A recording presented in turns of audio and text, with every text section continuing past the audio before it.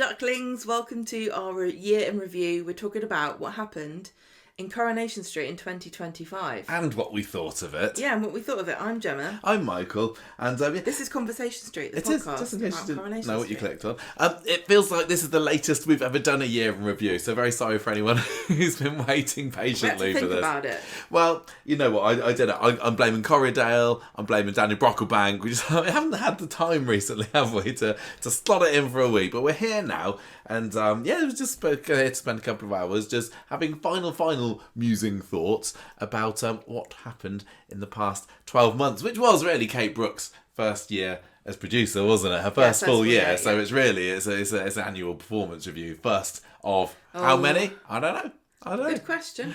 But I wonder how she feels 2025 went for her. Probably like a bus hitter, I would imagine, because I don't know. It feels like every year that goes by, there's more scrutiny, there's more dissent in the ranks. And I mean, do you feel responsible for some of it? Only some of it. I mean, I tell it like it is.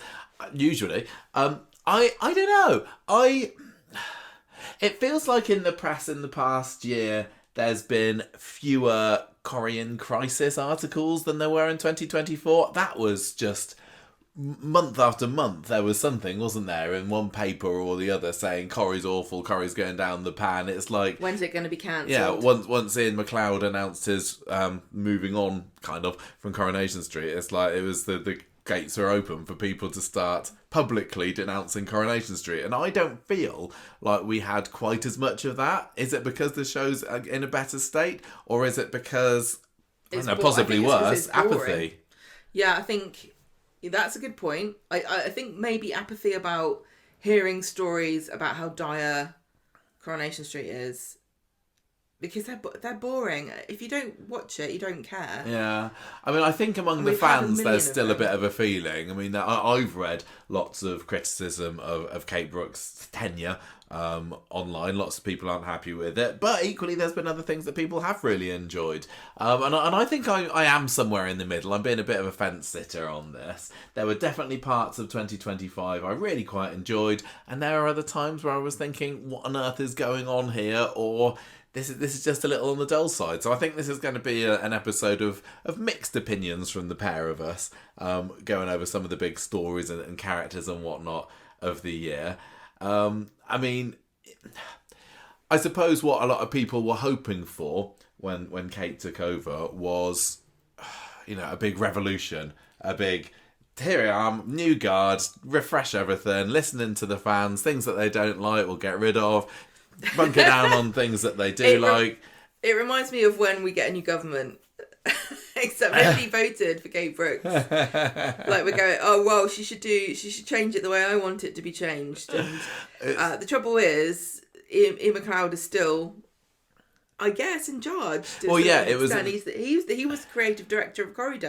Yes, he is the executive producer for continuing drama.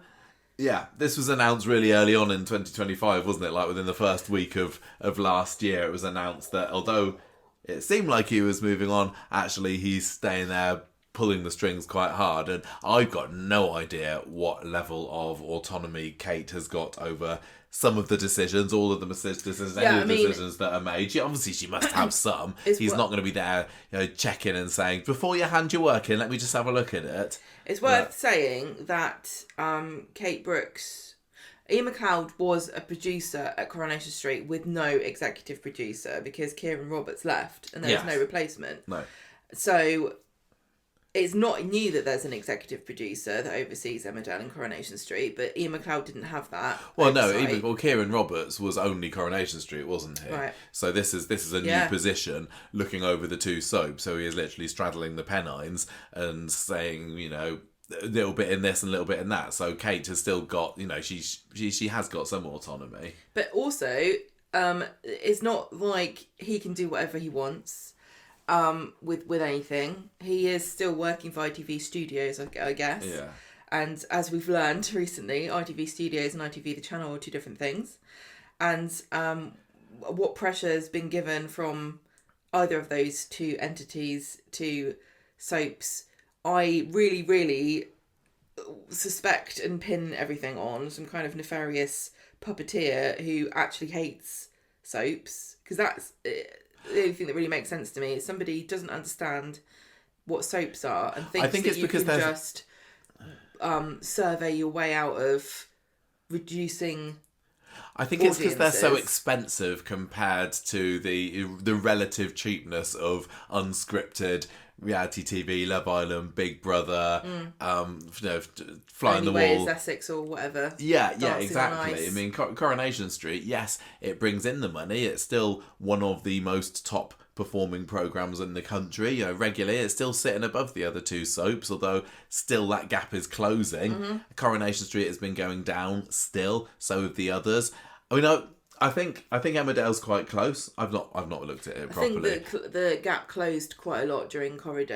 Oh, yeah, for sure. Well, that was interesting because they were touting, not that we're talking about 2026, but they were touting the amazing figures that Corriedale pulled in, and it was still like, it wasn't loads more, I thought, than the soaps usually get. Hang on, it was an extra hour of programming, and how much does that cost? How much does that get? What do they get back from that? I don't know. So I think basically Corrie is in a real bind in terms of people might want to do things and they can't because they got a boss or somebody holding the purse string saying, no, you can't do that. And so some of it is making do with the best situation you've got, I suppose. But equally, you can't just say when everything you don't like, it's not their fault. Ultimately, the buck does stop to some extent at Kate Brooks. And I think some of the... Andy and McLeod, yeah. But I mean, Kate is the one that's ultimately is the one that answers to the complaints, the critique of the fans. Who answers to who? Yeah, no, I know, but she is the face of the show at the moment. He's not, and I think, some of the things that she's clearly feels passionate about and things that are important for the show, some people agree with, others not. And I think she has wanted to try and put her mark on the street, but overall, what we got in 2025 was largely a continuation of the feel of Coronation Street in 2024. It didn't feel like a whole, as extreme example, Brian Park coming in, swinging the axe, and then 1997 Coronation Street was a totally different beast than the somewhat bore fest of 1996. I think that there is a stark contrast in how Coronation Street has been before and since. And I would say one of the biggest things is the special episodes. Yeah, I mean, I was kind of thinking, like, if I could summarise 2025 Coronation Street, like, what were the three biggest things, when I think 2025 in Corrie, this is what comes to mind, and special episodes is definitely one of them. I would probably also say Swarla, of course, being, quite the talking point of the past 12 months, and also exits. Because there was a whole lot of people that left Coronation Street. And this time last year, that was when all the news was coming out, wasn't it? That all these people are leaving. And I suppose there was a bit of Corrie crisis there, but it did die down somewhat once the last of the major exits were announced, which wasn't too long after now. But so... After now? I'm sorry, this time of the year. But yeah, I agree. Special episodes is definitely her mark. And maybe it is quite striking compared to... I can't remember what it was like when we switched from Collinson to Blackburn, when we switched from Blackburn to...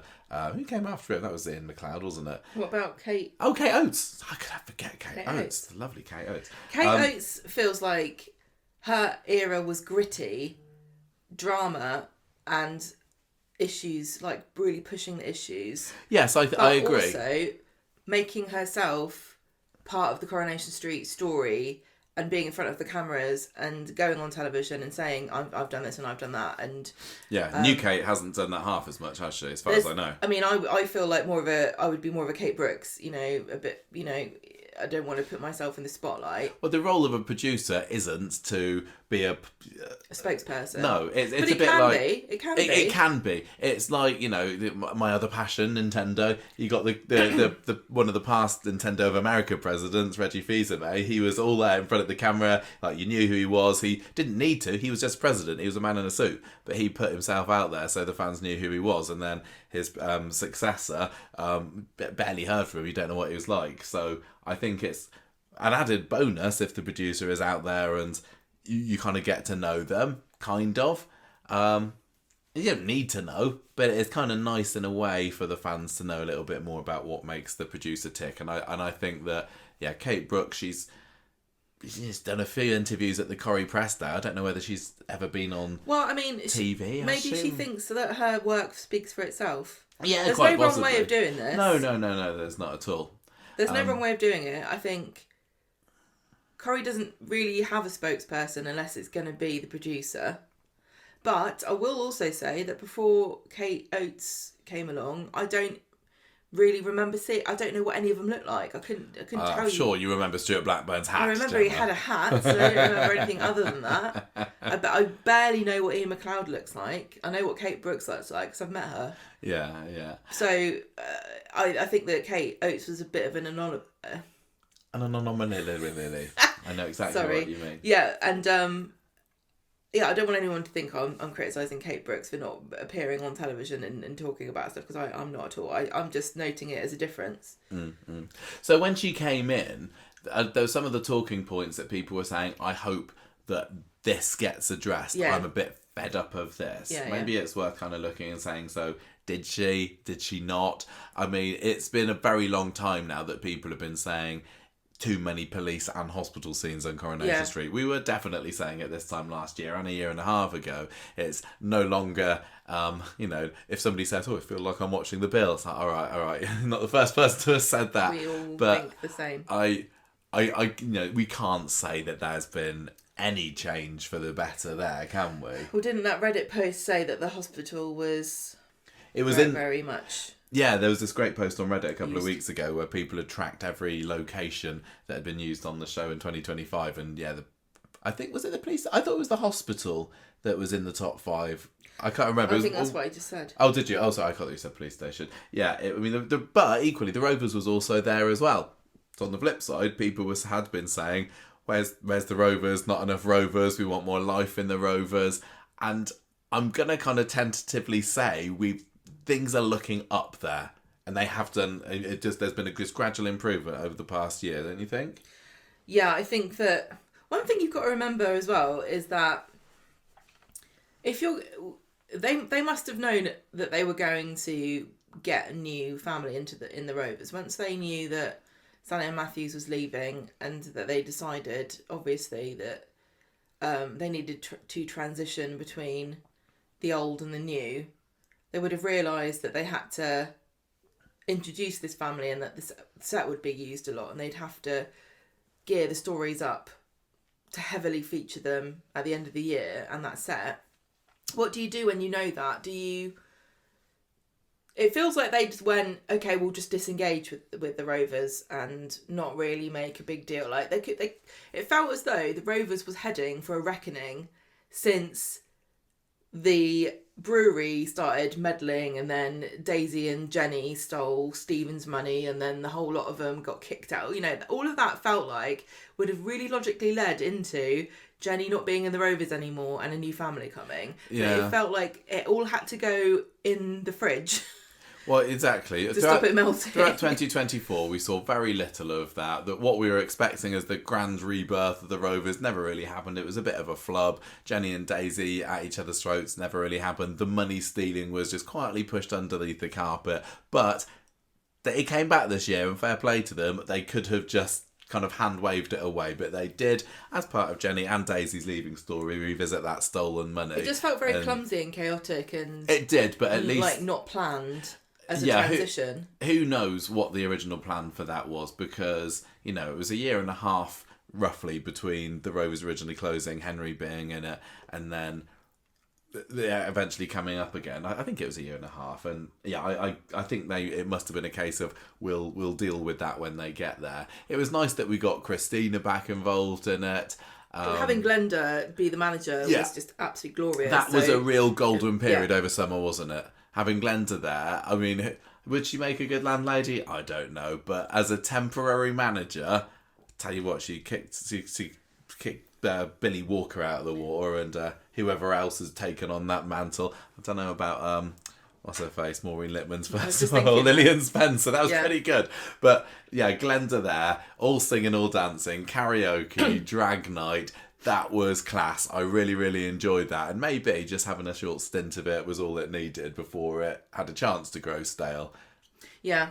I mean, moving away from talking about the Rovers, another thing I think that's been a hallmark of recent Corrie that I feel deserves criticism, that I felt came in under Ian McLeod and hasn't changed since Kate Brooks took over, that is new characters coming in the show and then being the main character for a year and then not being in it anymore. And then leaving. You know, this year, it's been a big year for Carl. Last year, this year was in 2025, it's been a big year for Carl. Previous year, Kit was all over the place. Lisa as the new Lauren, in inverted commas. Joel, Dee Dee.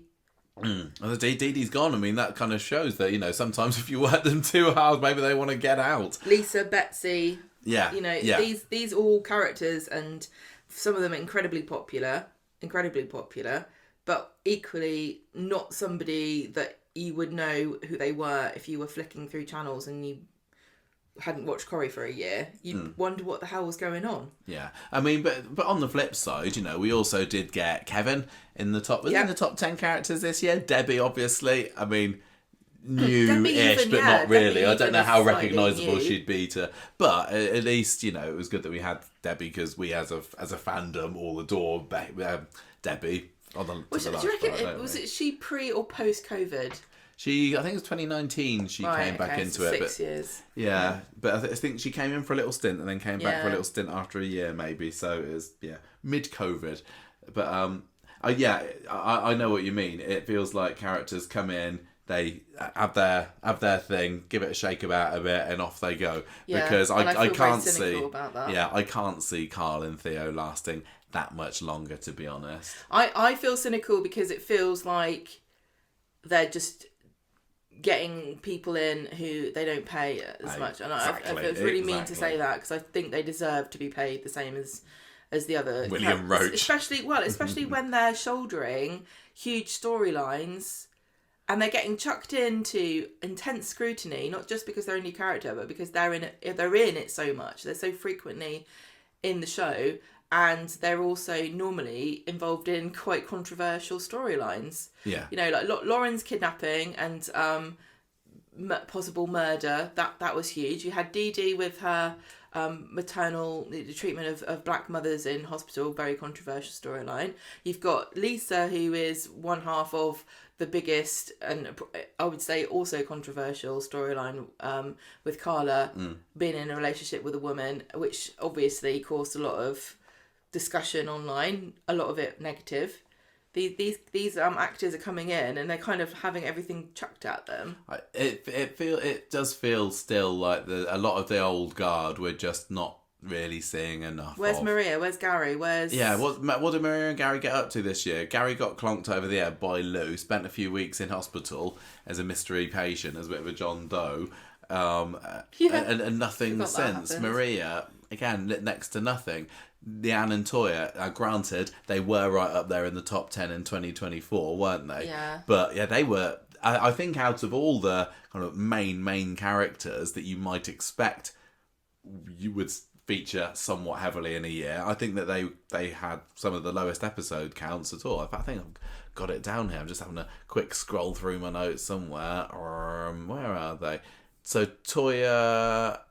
No, I've lost it. I'll find it later when we get there. Oh no, Toya got 68 appearances in the year, which is nothing, and Leanne 66. It was nothing. And Nick, he got only 75. Hang on a minute. Go back. This is compared to the the top performers that had nearly 200. So again, this is not a criticism of these characters. This is a criticism of Coronation Street using these characters so heavily when part of the allure of the show is that it's got 65 years of history, and some of these characters who are older have had, you know, generations of their family on the street. So the top 10 characters, Lisa and Kit were in there, along with Theo and Carl. And even George, somewhat of a newbie, isn't he?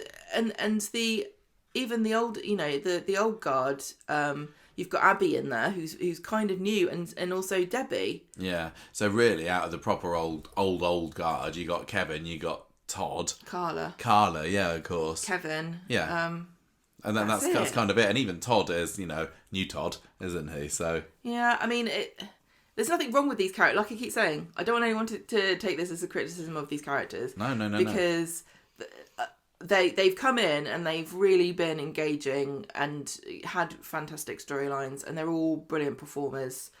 It just is very notable that it's happened year on year, probably since 2020 or before, where you wouldn't even know the name of some of the top 5. Yeah, Corrie does need to who's going to rely on its history a bit more. Come on, more Sally. Who's going to be in the top 5, the top 10 this time next year when we look back at 2026? Will there be several names in there that we've not heard of? I mean, Jodie looks like possibly turning into a very major character for 2026. Already, she's got that feel about her, hasn't she? That we could be saying an awful lot of Jodie and this year. And Alice. Oh yeah, lovely bearded Alice. Okay, so that was something we were saying that you were not too happy about that last year. Going back to things that possibly work better, I think it's hard. Minimal improvements, but some improvements in the way of friendships and having kind of trying to cement that kind of thing. We had scenes like everybody round at Kevin's. There were a few scenes with the dartboards. There were a few scenes of poker chums night. Having a chat in the Rovers. Yeah, the poker night. Obviously, the stuff with everything that happened in the Rovers in the summer with the drag night and whatnot was friends getting together. I mean, there's been way more scenes which is compared to none, where you'll have a bunch of characters in the Rovers and the story will move from one group to another. Yeah. That stopped completely during COVID, understandably, but it's only just come back in this last year where you'll hear Mary and Brian talking about something, and then we'll move, and the people will be behind them who then start talking. Yeah. And I get it must be very tedious and boring, and I'm sure they all hate doing it because you have to sit in the background of someone's scene and you have to be in all day doing something you're not necessarily even the main character of, but it's so essential for building that community feel for Coronation Street. Yeah. I think another hallmark of recent years in Coronation Street and budget cuts is obviously the location shoots or lack thereof, and I can't say that there was that much of an improvement in the last year. Honestly, they must have gone on location about. You think? I think it is. I would be very surprised if there were more than 10 episodes. More than 3. 10 episodes in the year that had locations. No. Yeah, but you had really loads of. So. You had loads of entries for your. What, for the Getaway Awards? Didn't you? Well, we had 5, and then there was a few others. Honestly, I don't think there was very much more than that. I think you could literally count on 2 hands the number of location shoots last year. But there's money in it. Is that you recognise the locations personally, and so you don't really count when they go to the Teenage Wasteland. Yeah, no, I don't really count. And don't forget that anything just about outside, Don't forget, there must have been loads of times when you watch Corrie back in the day and they were in, is it Great John St. John's Gardens? Yeah. And you didn't know that was literally there, like up the road. You have to cross one road. I know. But... And you wouldn't have known that at the time or cared, but now you do. Yeah, but there was still a whole you can't deny how much more there was. I would mostly in the old Corries, a week wouldn't go by without some kind of location shoot somewhere, just walking down a road somewhere, or all the Better Buys, Fresh Goes bits. And yeah, I would love to know what the location budget was and how it's different now, but equally whether that's counterbalanced because now they've got a much bigger venue. And we've still seen a lot of precincts, haven't we? Does it cost more? Did they have to, how much did it cost to develop the extra, Victoria Gardens and like you said, the precinct and all that, and renting the site? Is it way more expensive? I'm really interested to know. And also the other thing is that now they're in Media City, it's not that easy to get into central Manchester. They'd have to load up into a bus or, Yeah, but they do. I know, yeah, but listen to what I'm saying. Back when they were in Quay Street, they were there. You go outside and there is Manchester. But I still say they went farther afield. I don't know. I mean, Right. I almost don't think there's any point in arguing about the location. I'm not really shoots. arguing with you. I know it's clearly a decision that has to be made. I'm sure it's not one that it's like, oh, we can't be bothered, or too much hassle, or we don't really need it. I think they are very much constrained, and they say this is how many times you can go out on location. They've got budgets. They've probably blown this year's already on Corrie. They've got budgets and they have to stick to them. But how much are they allowed to allocate? I do wonder. It's like, they must have budgets for new sets every year. And it's like, how many new places can they have? They build massive sets for something that you only ever see once. Yeah, they can do. And think about that, the blooming volume wall. That was surely very expensive. I thought they were just renting that. I don't know. Yeah, they were renting it, but it cost £1 million to buy it. They're making, I suppose, some to rent it. clever use of the Coronation Street experience bit of the building, aren't they? Like, even, not 2025, but Corriedale, Debbie's wedding, they had a few toilet scenes there. Yeah, they did. They had, they've been in the cafe there. They've had various rooms upstairs they've used as offices for this and that over the years. I wonder if there would ever be a hilarious meta weird dream where one of them walked through the Corrie experience viewing things about their life. Like, what's happening? Speaking of weird, dreamy, experiencey kind of things, Exactly. I think that the other choice and style that people were hoping might peter out when we had a new producer in was all of the filmic, shall we call it? Special effects, dreams, ghosts coming back, flashbacks. But I'm going to say that, Kate has doubled down on those, hasn't she? Particularly the non-linear storytelling. Well, there wasn't any of that.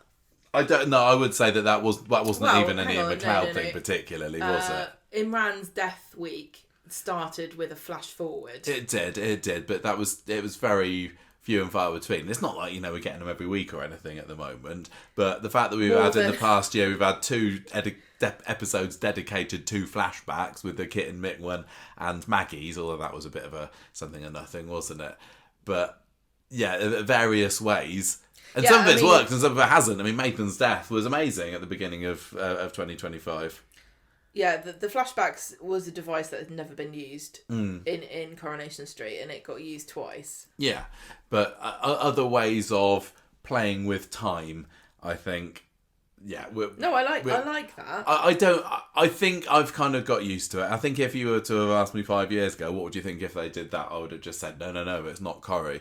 But I would say there were more things that I would want to change at the moment about the show than their slight over-reliance of non-linear storytelling. More as well, not just about the camera becoming a POV shot of people to make us realise that they are drunk or sad or about to die or in a bush or whatever. We've also got the music being used way more.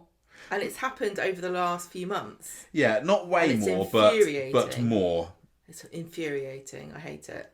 Just like background, incidental, not non-diegetic music. Just playing over the top to make you go, oh, I know what I'm supposed to feel now. Thank you for telling me. I wouldn't have known. Like, Corriedale Week, I know this is 2026, but that was dreadful. And it's happening even more. And it's not like it wasn't. I didn't mind it for Corriedale Week because I felt it was a special week. But I knew that they would carry on doing it, though. But I'm still not too worried that it's becoming a regular thing. It must cost money to do it. Sometimes you watch, and it was quite funny seeing this, Maggie's flashback episode. They had some music that they were playing in the Rovers, and they clearly didn't get the rights for playing it on the YouTube channel, because there's this really awkward moment where she gathers her boys around her for a bop in the Rovers, and they just shuffle awkwardly to nothing. I think they played something, but it wasn't the original song. So they're paying for rights of these songs to play on ITV. Some of it's not just songs, is it? It's just like atmospheric. Yeah, here's a baddie kind of music. It's supposed to get a bad news. Emmerdale, the one thing I thought, I don't like to criticise other soaps too much because it's that they're different for a reason. Everyone has what they prefer. But the one thing I really don't like about Emmerdale is their incidental music use, because it feels really juvenile. I'm sorry, but it does. And then when it started to creep into Coronation Street, and it's becoming more and more used, and I just think it's such a bad road to go down. Yeah, it doesn't need it. That was one thing that separated British soaps away from Aussie soaps and American soaps. Well, even separated British soaps from British drama. Yeah. Because it doesn't take me out of it when I'm watching, Sarah Lancashire investigate another horrible crime in Yorkshire, to hear some kind of scary music because she runs down an alleyway about to get bopped on the head. That's what it doesn't take me out of it, because I know there's no precedent. Whereas Coronation Street has precedent of like many, many, many, many years of not doing that. Yeah. It feels like we're being completely negative, and I don't want that to drive this year, the discussion on this year, because there was lots that I want to talk about and celebrate from this past year. But go on. Well, I mean, we were all very. It's getting awards still. I mean, in the inside soap at least. Why would you use that tone? What do you mean? If you're trying to be positive, you go, "Oh, it's getting awards." Okay, I get it. It's getting awards, but equally, the British Soap Awards. What a bomb that was! The only award that Corrie picked up was David Nielsen's Outstanding Achievement Award, so it didn't even have any competition, unless you count all the other golden oldies in soaps. But that was an utter washout. But from what I gather from reading a little bit about other soaps, EastEnders, the shine has certainly come off its crown somewhat. At least just from the days of the Six a couple of years ago. Yeah. And I think, maybe Corrie will do better this year, but you don't want to do better just because another soap isn't doing quite as well. That's very true. And that still is getting a lot of praise for like the Nigel storyline. But yeah, you want Corrie to be up there getting the awards for being great for the big storylines. And I don't know, if I look back at 2025, I don't know, it doesn't feel like there is as big a overarching storyline as the year that makes me think, that was the main story of 2025, especially if you compare to, say, the previous year when it was Paul's MND. I mean, what would you say was the big story of the year? Does anything stand out to you? Swarla's dominated the discussion. Debbie's dementia and Kevin and Abby's affair. Well, Abby and Carl's affair, and the new family in the Rovers, but that was only in October. Yeah, What I else? suppose the Swarla thing isn't so much a story, even though it won the best storyline of the year in the Conversation Street Awards. What is the story there? But maybe it doesn't need to have maybe it's just because I'm thinking, well, that's not an issue. And that's what gets the award so much. But yeah, maybe it was that. I suppose the Theo and Todd, there was affairs going on. It'll be interesting to see what gets picked up on in the awards in the first half of this year. This can make you quite vulnerable in the soap awards if you have spread your eggs into many baskets and they've all put theirs into one. Yeah. And so the public doesn't really remember, or it's not as impactful, because your focus was split over like 3 massive storylines instead of one, gigantic one.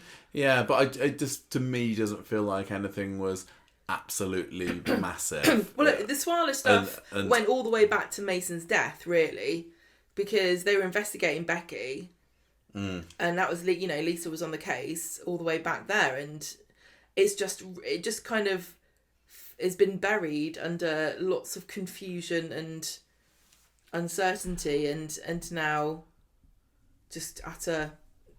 I mean, do you want to move over and just kind of segue into talking about Swarla for a little bit and how we're feeling about how that went for 2025? I was, at the beginning of the year, it was very clear that they were going to dominate the show, the discussion, in some corners of the internet at least, because yes, they're popular, but they're not as overwhelmingly popular and beloved by everyone as some people might have you believe, are they? They've got a bunch of very hardcore, passionate fans. And actually, I as the year's gone on and we've got to know some of them a little bit better, I really do respect them for some of the depth of their discussion about this story, because the amount that people talk about Swarla, I don't know whether we've ever dissected any Coronation Street story quite as much as they do. But on the other hand, there are also some Swarla fans who take it too far, and people are there. There's been stuff in among the Twitter this past week about people making death threats for other people not agreeing with whatever they happen to think about Swarla, and that's when that kind of discourse can really sour you, if you sour some people on a fandom, even on a storyline, and sometimes I think not everybody adores the Swarla relationship, not everyone loves their story, and sometimes the fans of a story can inadvertently have a negative effect on people's opinions on the characters and the stories, don't you think? See, some people will definitely not like something because other people say it's good. But it's not just them saying it's good, it's intensely saying it good. And, we can't criticise anybody for being intense about anything to do with Coronation Street, considering all the chat that we get out of it every week.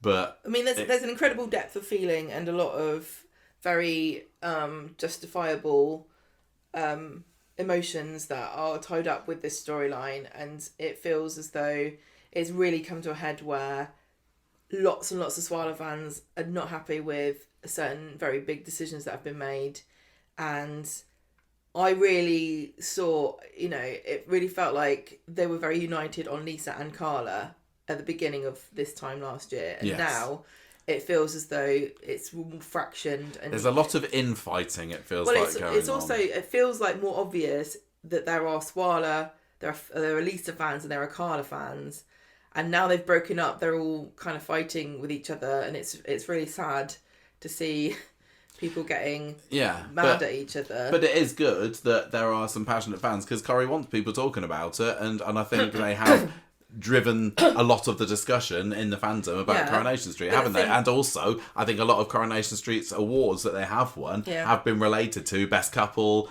and Best Actress, Best Performance. A lot of that has been down to Vicky and Ali. So without Swarla, Corrie would be even more in the doldrums in terms of public recognition. I know, but I think a lot of the fans are new fans, and they're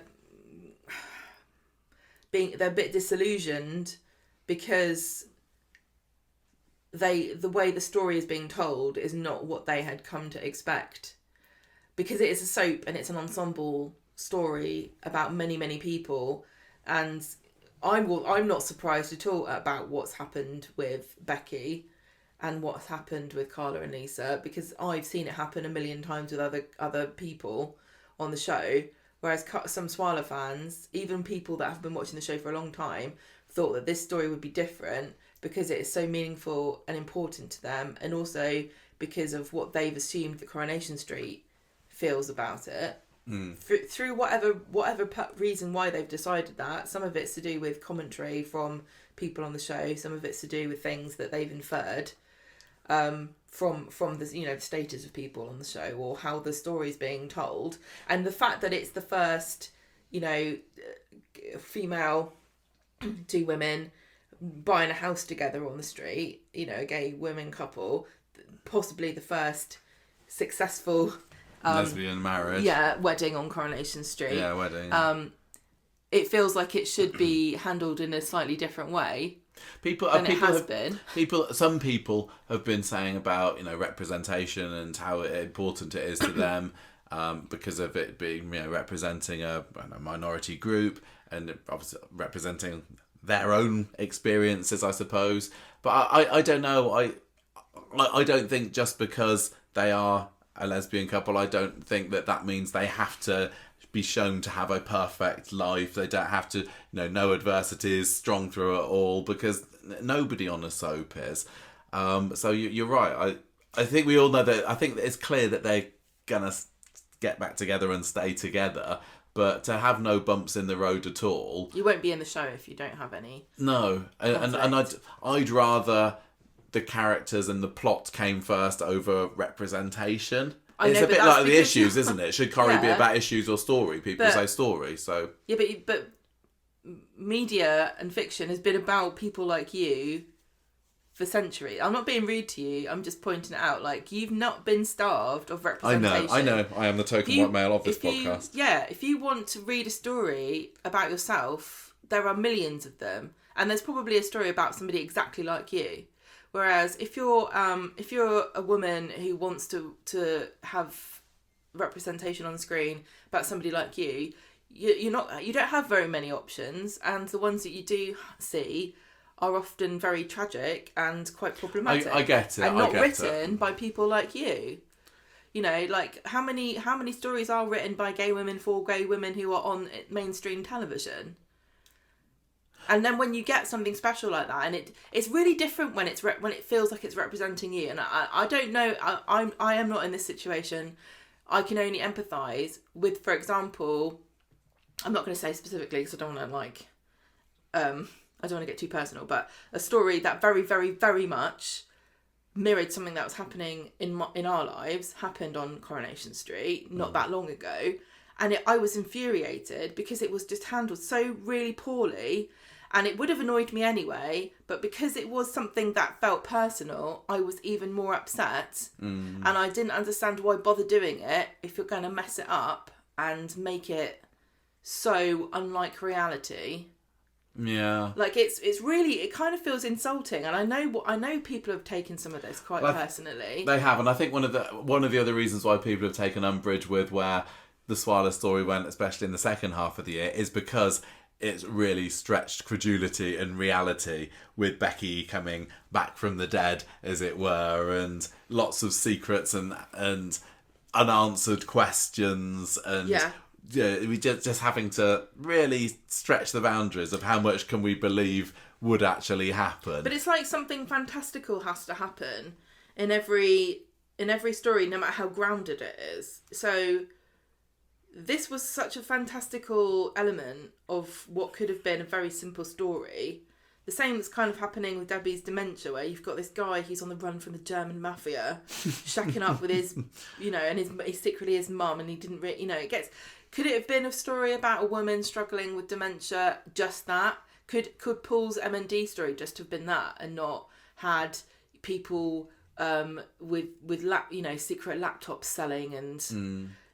I will still say that out of all the Swarla stuff that's happened this year, the part of the story that I've been engaged with the most has been the Becky element of it, and I know that there's not going to be many people that agree with me on that, but I am comparing it to Rob on the run and flipping over banisters and armed sieges in Coronation Street with this character that was great when we heard that he was coming back, but they had turned him into a bit of more of a wrong and a less layered character than he had been before. But I often do like the soapy.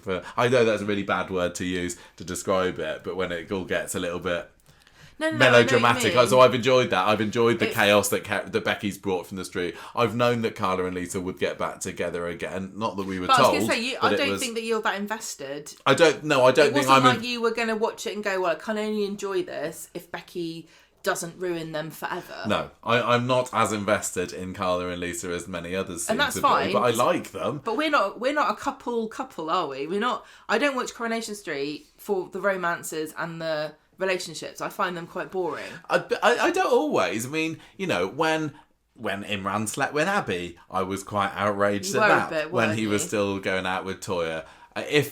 When Shona slept with Kit, I was mad, and I'm trying to put myself in the position, if all of this had happened to David and Shona, would I have been more outraged by it? Yeah, quite possibly. But I enjoyed. I know it could be, couldn't it, with old Jodie? But I enjoyed liking that element of the Swarla story.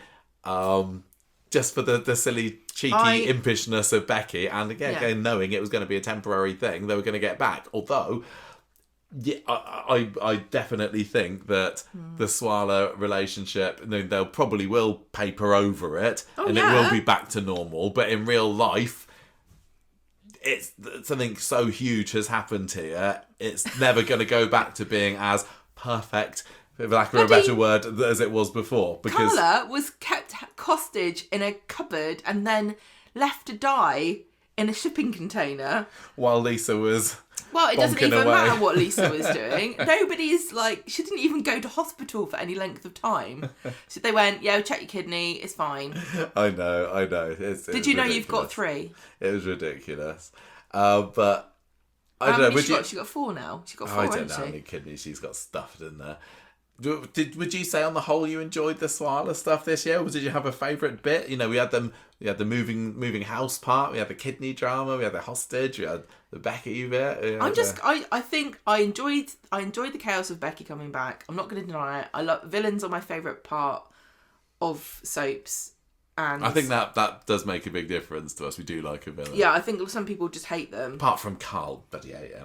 Yeah, I like Carl as well. But I think I couldn't properly enjoy it because I saw this coming a mile away, that there would be no satisfactory answers to anything and no real examination of any kind of...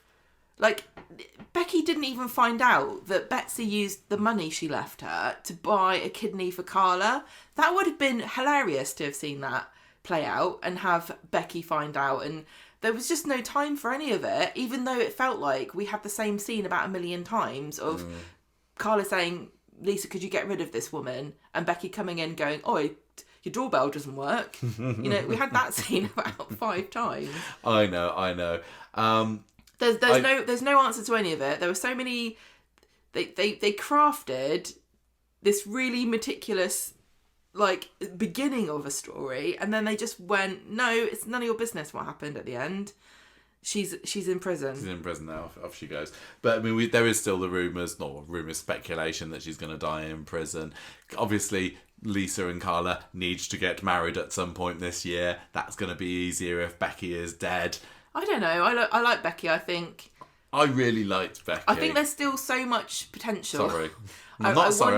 I just wanted a proper reckoning, Yeah. I wanted them all to sit down, and I wanted to, maybe if we still had what's his face, who does the chat show. He got in trouble. They all did, didn't they? Who are you talking about? The angry British guy, the English one, who just lecture people.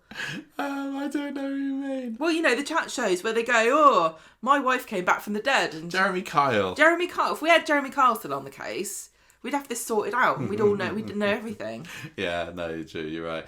I think whatever the case, the wedding's going to happen. It's going to be fine. Lisa's character has taken a massive, massive knock. So I'm interested to see if they try and go back to how things were, or whether we just assume, because I can see a Swarla drought happening at some point this year. It's been 12 or 24 months now of Lisa, Carla. Characters don't stay the A characters for that long. No. So it wouldn't surprise me if they tie it all up nicely, get married, and then they predict just settle down for a little while and we don't see much of them. I would say a very quiet couple of years ahead, to be honest with you, and I don't know if people are going to be shocked by that. And I think the other thing is that Coronation Street needs to prove that it can do stuff and not just use this fan base to bolster its popularity online, which I think a lot of people are kind of saying.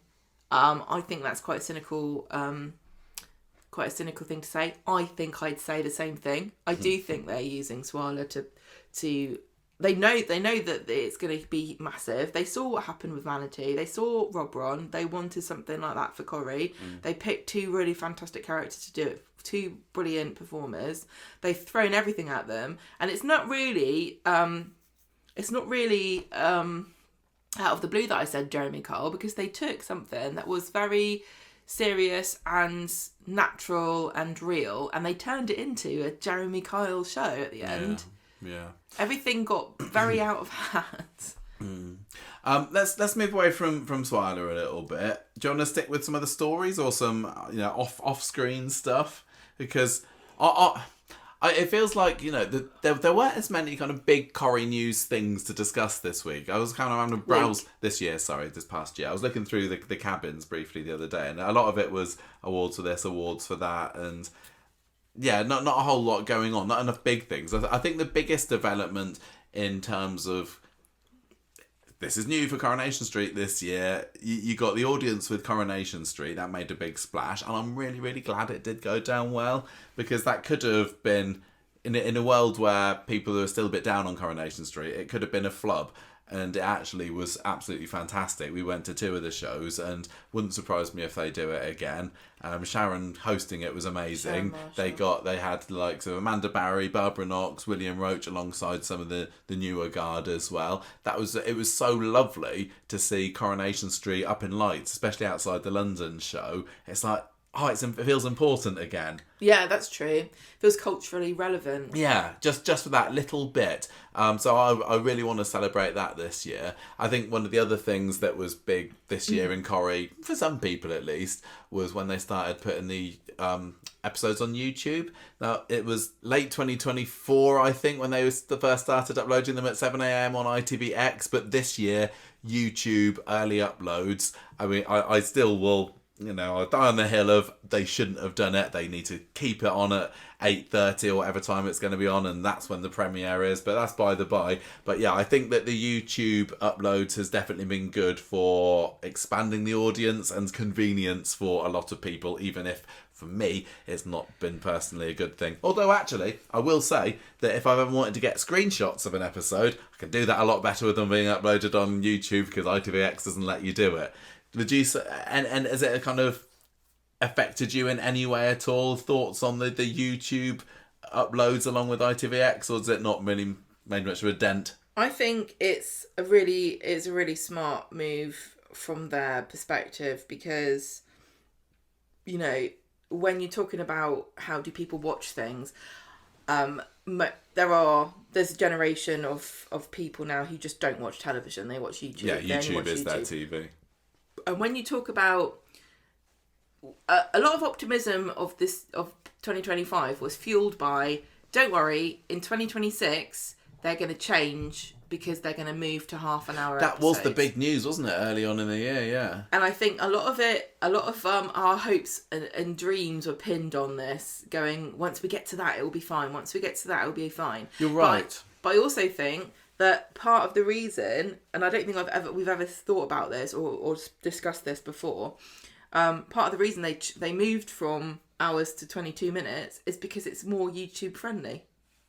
Yeah, quite possibly. Actually, having a daily update and having 22 minutes is way more palatable for a generation of people that watch on YouTube only. Or just any of the younger crowd who allegedly have no attention spans. Well, yeah, I mean, we've heard that Netflix is now telling its writers to keep summing the plot up as you go. What's a more mobile phone friendly genre than a soap where people remind you at the beginning of every episode why they're mad at somebody or what happened last week? Yeah.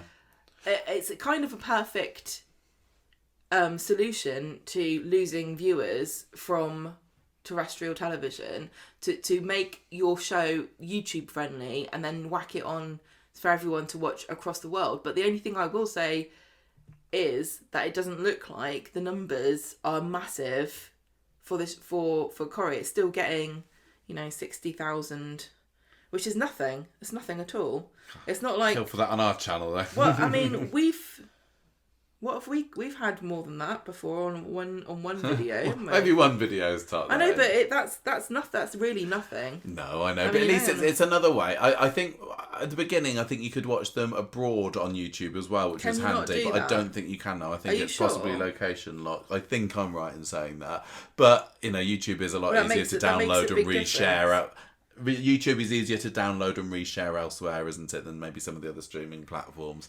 So I guess Corrie has spread a bit because of the easily availability. And when you want as many eyes on your show as possible, if numbers are declining, then how are you going to... Why not do this? Maybe I spoke a bit too soon because it looks as though they are topping 100,000. Oh, okay. And I don't think they did that before. When they were doing uploads... on YouTube, I don't think that they got. So is it increased as the time has gone by? I do think so. I think it's a canny thing to do, and I guess the thing you're constantly up against as a fan is how much do you want them to change the show to keep it surviving before you're going to say, this isn't the show I want to watch anymore. And a lot of people have already reached that limit, and a lot of them already got there when, you know, other stories happen, like Pat Phelan's story that kind of lost quite a few people, and so on and so on.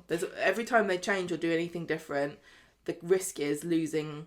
But it is funny. I was like looking back at the viewing figures, and even back then in the Pat Phelan era, it was getting like 7, 8, maybe sometimes 9 million viewers. I know, but now it gets 4. And did 3 million people stop watching it because they didn't like Pat Phelan? I think the viewing figures went up under Kate Oates a little bit, but I don't know.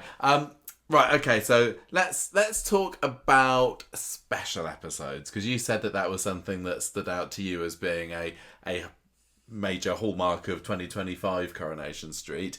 Do you think it's a good thing?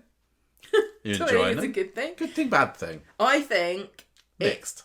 No, I think it's brilliant. I can't think of a downside of doing this apart from some people don't like them, and I know that Kate Brooks was under fire. I think it was Joshua didn't like the way she worded what she said when she said it's traditional. I can't remember. It was something along the lines of we've still got plenty of other normal Coronation Street to appease the old school fans. Yeah. But I'm very much appeased by some of these special episodes, and again, it was a sort of, I don't know. I don't think I've ever been dead against them. I definitely changed my opinion somewhat over the years, and maybe it's just I've been battered down into acceptance of it. I would have said that this isn't Corrie, but I've got to admit, if I know that there's a special episode coming up, or even better, if I don't know there's a special episode and I turn it on and it's looking a bit different, I do have that little tingle of excitement. And on the whole, I wouldn't say I've been let down particularly by a special episode. There's been some that have been better than others, but for creating talking points, getting people interested in it, having a discussion about it, possibly awards bait, and saying, oh, do you remember when such and such happened? I think, I don't know, it's cheap and it's just for the short term, but the special episodes have done, not wonders, but they've helped the discussion of Coronation Street this year. I mean, just look at the reaction that Mason's death episode got, which was the first one of 2025. I think that was probably the one that's gone down the best, but it's not like it's been plummeting downhill since then. That was a super effective episode, and it wouldn't have had half the dramatic impact without the sliding doors reveal, without the flash forward, without some of the music, I'm going to say, without the filmic effects. It was a really, really great piece of television, and in some parts of it definitely stood toe-to-toe with some of the other high-end dramas that you might get on ITV.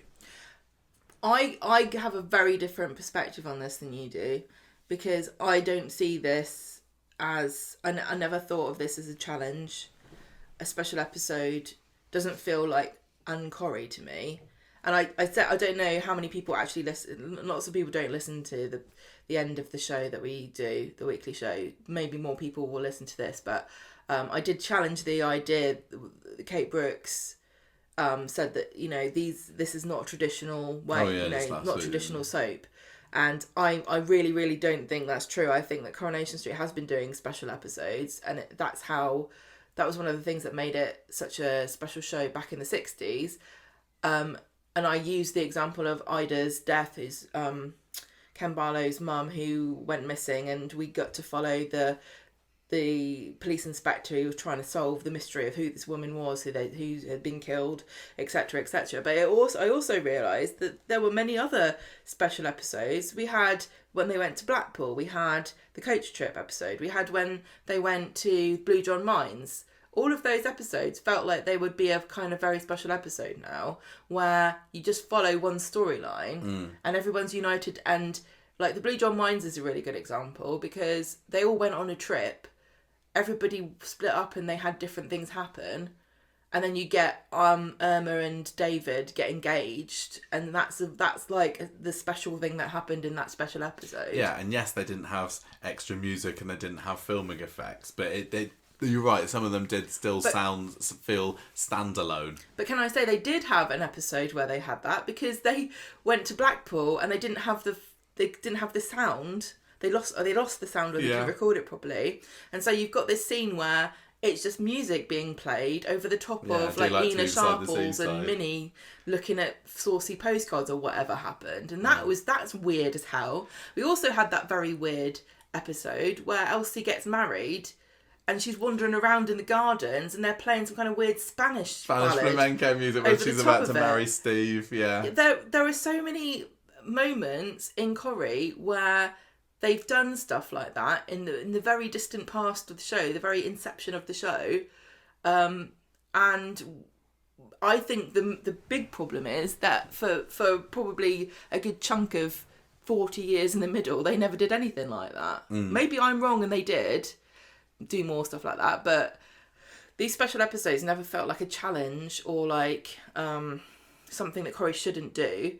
And I think it gives such great creative freedom to the writers and the crew to think outside the box a bit and come up with something really, really very special that does get spoken about. And maybe there'll be an episode that somebody says, hey, look, you like insert topic here or insert technique here. Why don't you watch this episode? Like, imagine if somebody is like dealing with a really sensitive topic that they can then work through by watching, an episode of Coronation Street. Like, say you have a siege that you want to work through emotionally, or maybe you can't remember what your favourite pudding is, and you need somebody to scream it at you so you can work it out immediately. You just have to watch Rob and Carla and Lisa with a gun pointed at them at number 1. Yeah. Yeah, I mean, some of the special episodes last year didn't, like the Peep Show one. I thought was a bit. I couldn't get it out of my head. I liked that more than you did. I thought that was really clever, and I just adore David and Shona, and I thought it was so clever when we got to the advert break and we flashed back and it's like, oh, this is what they're doing, because I had no idea that episode was coming up. But you weren't a fan, were you? No, because a Peep Show is like one of my favourite. It's like my comfort show. I just watch it continuously, and I couldn't take myself out of the format, and the format of Peep Show is a comedy, and so they're discussing a really tragic baby with a lump on its neck. And honestly, if that was an episode of Peep Show, it would be hilarious. But it wasn't funny. Do you have anyone, I mean, Mason episode, obviously, any ones that do stand out to you as being, that was a real high point of the year? I think that worked. It's difficult to compare to the Mason one, but are there any close there for you? I mean, some of these I don't recognise what they are from what you've written. Like, sorry. What's behind closed? Oh, behind closed doors. That was the CCTV one. I thought that was brilliant. That was great. That was probably my second favourite if I had to rank them. I didn't really like David's one. I thought the premise was so melodramatic. Which one? The one where he's going, I'm gonna jump in front of a car because I owe money go. to somebody. 3 hours to go. Yeah, I thought that was such a melodramatic overreaction. It kind of felt like it didn't deserve.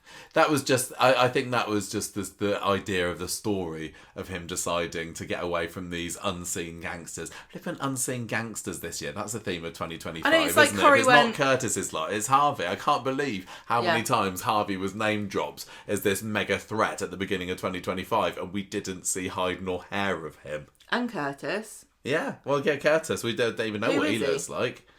Becky's Curtis, yeah. I think that I'm looking at the list and saying, oh, maybe there were some that weren't brilliant there. I think I enjoyed the party episode, Ardy's party, especially with that bit at the end when Nina and Summer come into the cafe and it's like, oh my gosh, what have we seen? We can never tell anyone about this, which turned to be pretty much nothing in the end. It was just Gary who'd been bonked on the head by Lou. But I enjoyed how the kids, that this age group of teens, well, above teens now, Ardy, Summer, Asher, Nina, who I think have been supremely neglected in the past couple of years, giving them their own special episode. I thought that was a great idea. I thought that, yeah, the behind closed doors one was fantastic when we were seeing everything through the eyes of the cameras. And it was so tense, wasn't it? Especially in the bits where we were like, hang on, has Todd killed Theo? I know. And it turned out no in the end, and things kind of went back to how they were. But in even David's one, where he was planning to get knocked down by a car, like you were saying, even though I thought it was a bit naff, the way that the whole story revolved around that, and I think he probably could have got out of his financial woes in a different way, it still was enough to keep me hooked. And it's like, oh, they're doing this. What are they doing? Yeah, what are they doing? How are they doing this? Kit's flashback I quite enjoyed. I mean, the Platt fire, it was done in a way that was engaging, even if the single shot through the flames, most of which were CGI, didn't. It just kind of spoilt it for me. I think that Debbie had a few special-ish episodes, didn't they? That scene where she is going to visit the doctor, because sometimes it was only part of an episode, wasn't it? Peep Show was only part of an episode. Asher's bad day as a paramedic was only half an episode, I think. But that quarter of an episode, which was Debbie sitting down in front of the doctor, and it was talking to the camera almost constantly for 15 minutes or so about, I'm worried, I've been having all these incidents. And then like flashes of her finding the purse in the fridge, having the collapse in the ginnel. It was so well done. And I don't know whether Debbie's Girls on the Town counts as a special episode in the same way as the others. No, you can't just throw every section that was a bit different. It felt different. It felt out in the ordinary, but that did go down really well. And a lot of people were saying, "Oh, this is what Corrie actually is." I mean, special episodes to me often mean wibbly wobbly cameras at some point or some kind of different film stock, and this didn't have that, or different aspect ratio. I mean, I know we're not doing predictions this year, but if I'm going to predict a special episode, I think there will be a truly one take episode this year. Do you? I mean, they can't really do it over because there's a break, isn't there? But I do think that they tried to do it with the Platt fire, and it didn't work, so we could tell. Well, this is the thing. You've got to keep going. You can't have another episode which was just showing inside people's heads. You can't have another episode that's just following someone on a bad day at work. But they've had 2 flashbacks. Yeah, that's true. The Maggie one was very different. Again, that was a snippet of an episode. I suppose the Kit one was snippets here and there, but Maggie's one felt a lot less developed. It was 3 or 4 scenes. But I did quite like how they had the 4:3 aspect ratio, because that's how things were back in the early 90s, wasn't they? Just like everything really was black and white in the 1960s. Are we going to get Ken having a black and white flashback? Yeah, well, that was one of my pictures for 2025, wasn't it? Back to 1960. It was interesting how they tied in Maggie's 65th birthday to Corrie's. I think I quite enjoyed that. I was like, okay, it's a nice little nod. So although, looking down this list of special episodes, there are some that really stand out above all others. And the best ones stand shoulder to shoulder with the Paul special episode from 24, when you could hear inside his head and Billy was nearly there, ready to end things. That was absolutely outstanding. I think Mason stabbing is probably the best one they've ever done, and I think that it feels criminally underrated and a bit forgotten about. I don't know. I mean, it's still getting nods. I mean, we gave it an award. We gave it an award, and I was having some little DMs with Luca at the time, and he was sort of saying to me, "I can't believe that this is still getting recognised all this time later, because obviously he filmed it, 13, 14 months ago now." So I would say keep trying with the special episodes, Coronation Street. Keep going with it. Not trying. That sounds a little bit condescending, doesn't it? But keep it up. I know not everybody likes it, but it's an interesting technique. It's you got your vision, Kate Brooks, to do it this way. I'm enjoying it, and you're right. It doesn't come round so often. I mean, they're averaging about once a month, it feels, at the moment, but it's still far enough apart that it doesn't feel like it's drowning out what real, in inverted commas, Coronation Street is or should be. Yeah, I mean, I'm not going to criticise anybody who doesn't think that it feels like Corrie to them, because even though I said that historically speaking it is not unusual for Corrie to do this, I recognise that it is unusual in the grand scheme of things. So I'm not going to come down on anybody who doesn't enjoy it, but I think that Coronation Street is got to innovate a bit to compete with other things, and if one episode that is a bit unusual hooks somebody in, then you've got a new viewer. And I think one thing I always said about Corrie that I've always wanted them to do that they never have done is to have a special guest talent behind, like in the crew. And we've had lots of guest star actors, but that I know of, we've not had, this episode is written by a very special, or this directed is directed by Quentin Tarantino. Yeah, no, they've never done that. Why? Now we've got half-hour episodes and we've established this precedent of having unusual special episodes. Why not now introduce that? It's no slight on the people who direct and write it already. The same as having, say, Ian McKellen guest starring in the show doesn't say to all the other actors, you're not as good as him. Yeah. There's room for everybody, and I think that there are definitely people who would have a crack at it. Just whether they've got the budget, I've got no idea. I wonder whether they will ever be able to, or choose to, be allowed to stretch an episode out for an hour if they want it to be special. And, maybe Christmas will be a special and that's just a given. But the Behind Closed Door episode, the Mason episode, some of the others really benefited from having that hour's room to properly develop it. And some of the Debbie stuff, the Asher episode, that was only half of the episode. Yeah, some of that those was fine. Feel like they should have been only half an hour as a special episode by themselves. Yeah, I think the Asher episode kind of was a bit of a letdown for me, because it's like, oh come on, we never see Asher at work. We're supposed to believe that she's going through all of this trauma, and you can't even stretch it out to an episode. But at least now, if it was half an hour, we'd probably say, wow, that was a full episode of it, and maybe I'll be looking more favourably on it. But yeah, it is a shame in a way that some of the better ones did take advantage of being an hour long, and quite probably we're not going to be able to have that this year. I don't know how much leeway Corrie's got, probably none, because there's Emmerdale to consider of going to an hour if they need to, and there's budgets and everything. You can't just say, can we just have another half an hour? Well, it's not just budgets. There's the schedule they've already got, and we're going to get rid of, just because ITV comes to them and says, on the 15th of September you can have an hour if you want, doesn't mean that they're in a position to storyline something in that's going to justify an hour. Maybe there's going to be more special weeks, because I think this week I've heard on Emmerdale it's flashback week, and I don't know what that means. Are they going back to telling us more about Corriedale? It's Graham, isn't it? Emmerdale, maybe. Yeah, Graham in Emmerdale. Well, apparently they've explained a lot more about how he is back to life than. Oh, okay. Well, maybe we need to see that. That's a rumour. But I've heard.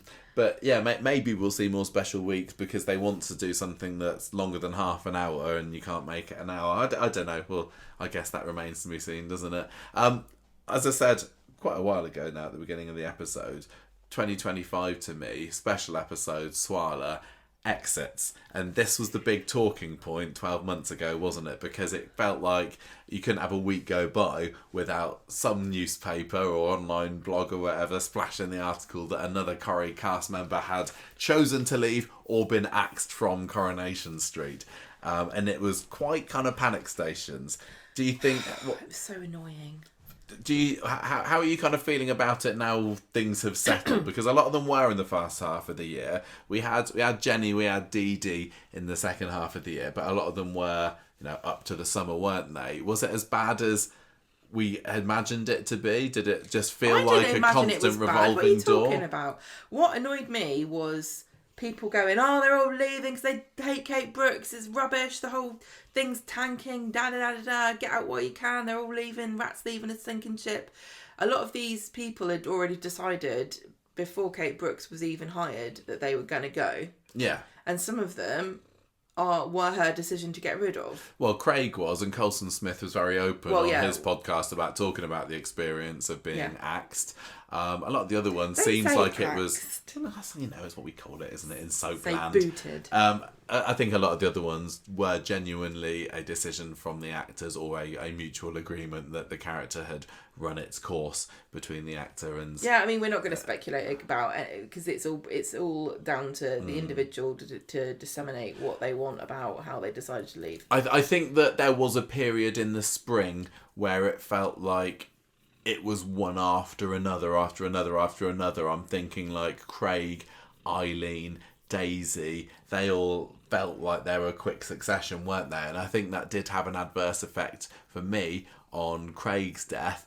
And I don't think, lots of other people were saying it's very impactful, but I do remember just feeling a bit, we called it death fatigue or trauma fatigue or sympathy fatigue. And Craig's death should have had a bigger impact on me, and it just didn't. Yeah, because we really like Coulson, like Craig. He was a bit of a mascot. We'd seen him grow up. Yeah. And sort of blossom, and it should have been more. It should have been. Yeah, you're right. Can't believe that they actually killed him off, though. If you'd have given me the list of characters at the beginning of the year and say which ones leave, which ones killed off, I would not have put Craig down as a killer offer, because he had potential to come back. I do think the character had run its course, and they weren't using him to his advantage. He'd become a bit of a joke character, so certainly a break was on the cards. But hey, this is a clean break, isn't it? I'm just a bit surprised, but as we talked about earlier, it did kick off stuff in the Swarla storyline with Lisa having a bit of trauma about it. There are some, Julie died as well. Well, Julie died. That made me mad. That was some of the most annoyed I got in the year when we found out that Julie had cancer. Do you remember? Yeah. Because that was kept as a surprise. They was like, hey everybody, Julie Carp's back. And if you followed Corrie News outside of the show, you knew that Eileen was leaving. So it was like, okay, she's coming in for Eileen's exit storyline. Maybe she's not going to stay. But you got this little hope in the back of your head that she could come to replace Eileen in a way. But when on her second episode back, it was revealed, hey, I've got terminal cancer. You get Coronation. What a horrible thing to happen. But it was joyous to have Julie back, wasn't it? Just for 2-3 months was she in it? That was, and it wasn't the best period of the year, but I think Julie was a definite highlight of that spring period. Yeah. Death itself, again, it was just one of many exits in a row. And yeah, what happened with this was you couldn't give everyone a proper exit storyline because you would have never done anything else. I mean, how many? 1, 2, 3, 4, 5, 6, 7, 8, 9, 10, 11, 12. Well, there were 12 exits if you include Julie. Yeah, but you've also got, the likes of Tommy Orpington and Bobby. Okay. Oh, Bobby. But that's one a month, and for a proper exit, you want to know a few months beforehand. There's got to be something that's like Daisy. Daisy felt like she got a good exit. I think out of all of these, Daisy's exit felt like they gave it the most meat on its bones. It felt like a couple of months story of everything culminating with Jenny and Daisy's butting heads and Jenny getting the money from Greg's investments, not telling her, Christina coming in, Jenny being fleeced and tricked by Christina. That felt like it was a proper classic exit storyline. And then, what do you know? Daisy's actual exit was one of my favourites of the year. Going off in the taxi, great use of music, which I don't always like. Even that was a bit weird when she had her narrating the gifts that she bestowed. Well, it was they were reading the letters, weren't they? But I didn't mind it. I absolutely adored it. And I don't know whether it was just because it was the character, it was the writers, it was the build-up, but whatever it was, I think that she got an absolutely superb exit. But I think out of all the characters that have left this year, Jenny's a different kettle of fish as a bit of a Corrie favourite, a Conversation Street favourite, but Daisy is one of the ones that still now I'm just absolutely gutted that she's gone. But yes, so many of the others were just, I'm thinking of going. Next episode, yeah, I'm definitely going. Episode after that, bye, I'm off. And I think Sally and Matthew spoke to me on the podcast about it when we did that exit interview, that they don't do proper exit storylines as much as possible. So Yasmin, nothing. Dee Dee, nothing. The worst was Bobby, who just went without anyone knowing.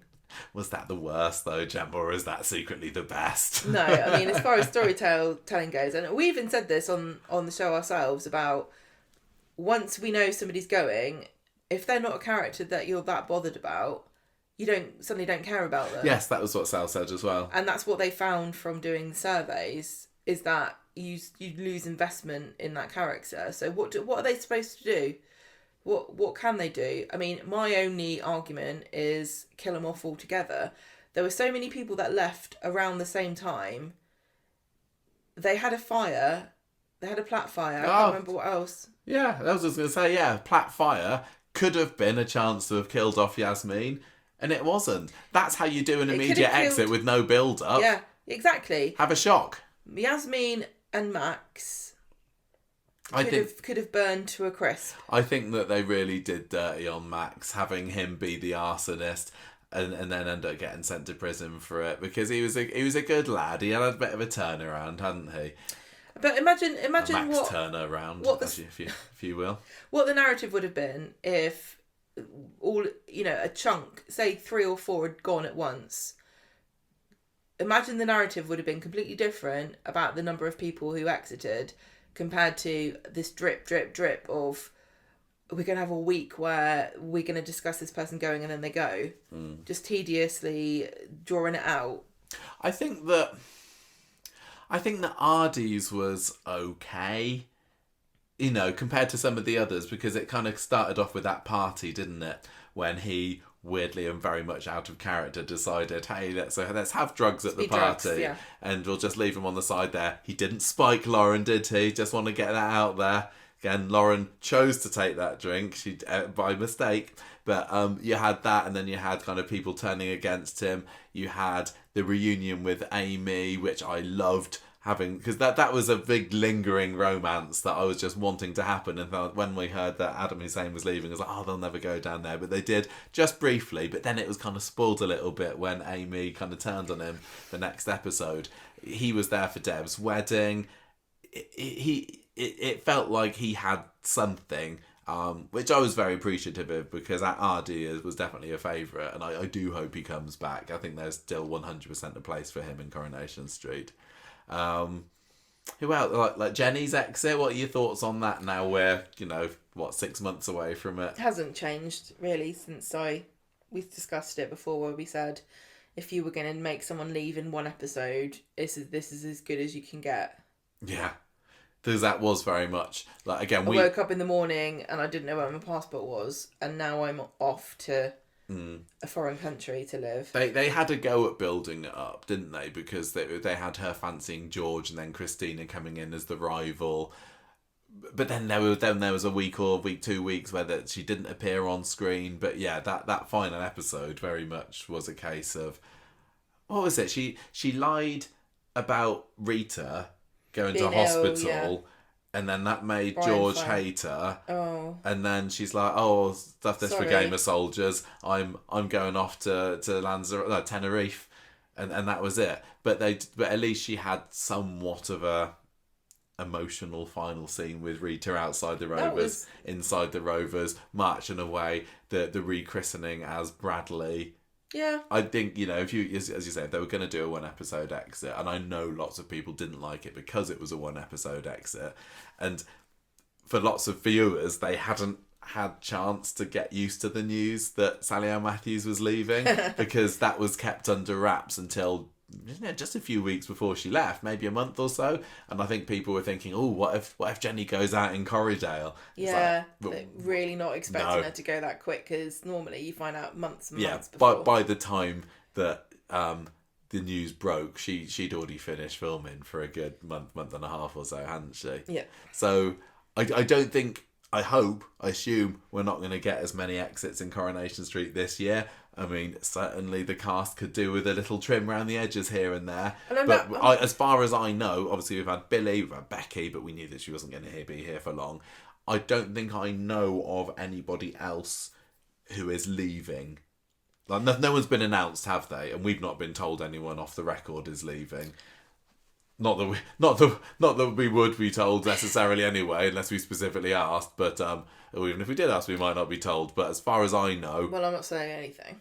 Do you know somebody? You know exactly what's going to happen. You've just forgotten. But I'm just going to say, I have totally forgotten. There are a few people on this list, and I won't name names, that we definitely could have killed off without losing much, because I don't think they would ever come back to the show anyway. You know. Yeah. So I think that the reluctance to kill people off feels like it might be damaging people. Yeah. Damaging Corrie, because like we just said, nobody wants a tedious 1 week story about somebody going that you don't care about and you're not going to even notice isn't in the show.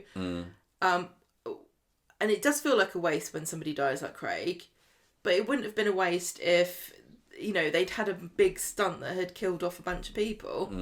I don't know. I think it's really hard. I think it is really hard to kill people off. It must be really hard as a producer to make that decision. So, I'm not in a position where I'm putting my money where my mouth is and saying, oh yeah, I'd do it. Because it feels horrible, but I can't see the upside of some of these characters having an open door to come back. Even if I liked them. Because there are so many characters in the show already. Yeah, they don't necessarily need to. Speaking of comebacks, we did have a few mini little ones in 2025, didn't we? I mean, obviously the big comeback was Eva at the end of the year, and I can't remember. It seemed fairly early in the year. I think I'm remembering it rightly that it was reported that Kath Tilsley would be returning to Coronation Street, and it has been lovely having her back, but we're 3 weeks into 2026 now, and I'm still feeling like they've not made as much of her return as they might have done, despite her being there at the top of the Rovers. Let's be fair. Nearly the top. Apart from what she said to Leanne and Toya, it could have and Adam, it could have been anybody. Like, it's great to have Eva back because of her personality, and Kath is fantastic the way she plays her. But they could have had anybody. They could have had a different bubbly blonde be Ben's wife, and the story would have been absolutely no different at all. Everything that's happening to Eva at the moment is new development since we saw her last. She never had a boyfriend with kids. She never had. Susie was a baby, so she didn't have a young child to look after. She didn't have a step kid in Will and Ollie. She didn't have an evil stepmother who had a dark secret. All of this is new off-screen developments that could have happened to somebody else. It doesn't feel like she's having that many interactions with anyone other than the Driscoll family. Yeah. A lot of her scenes, I'm picturing her behind the scenes at the Rovers, or maybe at a push, standing behind the bar and with Ben or Maggie. Yeah. Where's her just standing by herself going, all right, babes, how you doing? I haven't seen you. Yeah, or just getting out there. How many scenes has she had not in the pub? Not very many at this point. Even, have we seen any reaction at all to her for Billy's death this year? No. So I think there's a lot more potential for Eva that they're squandering at the moment. Well, they did but I get that they need to build the other characters first because we don't know them and we do know Eva. That's true. Give them time, I guess. I mean, we did. She did talk. She did have all that rift with Maria. But it does feel like a bit of a token. I was going to say, it seems a bit tokenistic. Oh, remember, they've got beef, but it doesn't really matter. How can we complain about them not doing it? And then when they do it, go, well, it's just tokenistic. Because they just threw it in for an episode or two. And she got Toya and Leanne talking after supposedly off screen because we didn't see them being at each other's throats for a year, and that was just done, waved a magic wand and there you go. But I'm so glad that Eva came back. I'm very, very chuffed that as part of my 2025 predictions a year ago, I said Eva coming back. And to be fair, I think when I said that, I was thinking, right, I know that Ryan Thomas is coming back for a little bit as Jason, so maybe they'll bring Eva back and have them do something together there. But yeah, they did not pass in the night, those ships, did they? In this past year, but wasn't it great seeing Jason back, even if it was for what, a week, 2 weeks max? I can't remember. I loved it. I found it really odd. He did feel like from a different era. He did, because his era. His era was the sexy soap star era, wasn't it? Yeah. With, Michelle Keegan get voted sexiest soap star for like a million years in a row, and the more tabloidy, more like about the soap stars themselves and what they're up to. It felt like he breezed in from the early 2000s. I mean, it was only 2017. That's what's bizarre about it. He hasn't been gone that long, and we had been doing the podcast since he left. Yeah, he was in the show when we were recording, but I forgot that he just felt like a relic. Relic sounds like a negative word. I don't mean it in a negative way, but he just felt out of place a little bit. And it's not because Ryan Thomas felt any different. His performance was the same. I just think the show maybe's moved on. Maybe that's what we're getting with Eva as well, a little bit. The honest, she's a little bit campy, sexy. Yeah, I think that issues based in the slightest. Yeah, can you imagine Jason having an issue story? I don't think he even knows what that word means. I'm sure he did have. He does. He got his issue of nuts under the bed. That's for him. I'm sure he had something approaching that, but the era he came from felt very untroubled and unproblematic, where half the stories he had then, they probably wouldn't even have now without hand wringing and massive blocks of text being posted on Twitter as pictures. Yeah, I know, but I really enjoyed it. I loved as short a time it lasted, the family dynamic of Eileen and Todd and Jason there at number 11. Even though it was a different Todd he was interacting with, of course, I felt they gelled together really well. And Eileen's exit was done. She could have had a more iconic exit than what she got. I think it was probably, along the same lines as Gail in terms of scale. But I think Gail's was bigger. Do you reckon? Yeah. They both had... Would have been bigger if Martin Platt had come back. Well. Less said about that, the better. Well... You've totally thrown me off. Sorry. I don't know, she got a taxi man salute at the end. She got 2 returns. I know Jason was only a short one, but Julie came back as well. It felt like they did invest in Eileen's exit. They had all the silliness with embalming Julie and all that rubbish. I think it's Gail went at Christmas and we had Richard Hillman and it was so bizarre and fun. Big wedding. Yeah, it felt different. Yeah, but it was a fine exit for Eileen. Who else did we have coming back this year? Oh, James, recast along with Lily and Harry. Oh yeah, we did have a couple of other recasts this year. And it's so funny too, because looking back on our, the discourse we've had many years in our 14th year now of doing the show. And when we first started, we scoffed at the idea of recasts and said that doesn't really happen on soaps here. And now it's just like anyone could get recast at any time. Well, not anyone. Well, I don't think they could get rid of William Roach, but mostly it's certainly not an anomaly. I would say it's still enough of an anomaly. They didn't want to get Nathan Graham back to play Jason. Many characters... I wouldn't be surprised at all if Max doesn't come back with a new head. Oh, I hope not. I don't want that to happen. I'm not saying that at all. Same with Ardy. I think that I love both those actors. I think that I really, really like them. I thought they were great. But 10 years ago, I'd have said no way. They just wouldn't bring the character back. Now I'm saying it's open season. The jury is still out for me as to whether it was... It's not really out, I think it's guilty. About James's return and was there any point to it, because I'm going to say none whatsoever. Who would Carl have shagged? They could have got some guy, couldn't they? Who would have co-parented with Dee Dee, Michael? No, looking at the episode appearances again, Ed and Michael are also next to nothing last year. Dee Dee, she had a massive drop from 2024, but was still in a fair amount. We didn't see a whole lot of the new James. He didn't seem to have... I don't feel like they've done anything to develop his personality or to show us why we should like him. I think that he's maybe a little bit edgy, a little bit I don't care about, sleeping with Carl, having these secret liaisons with her.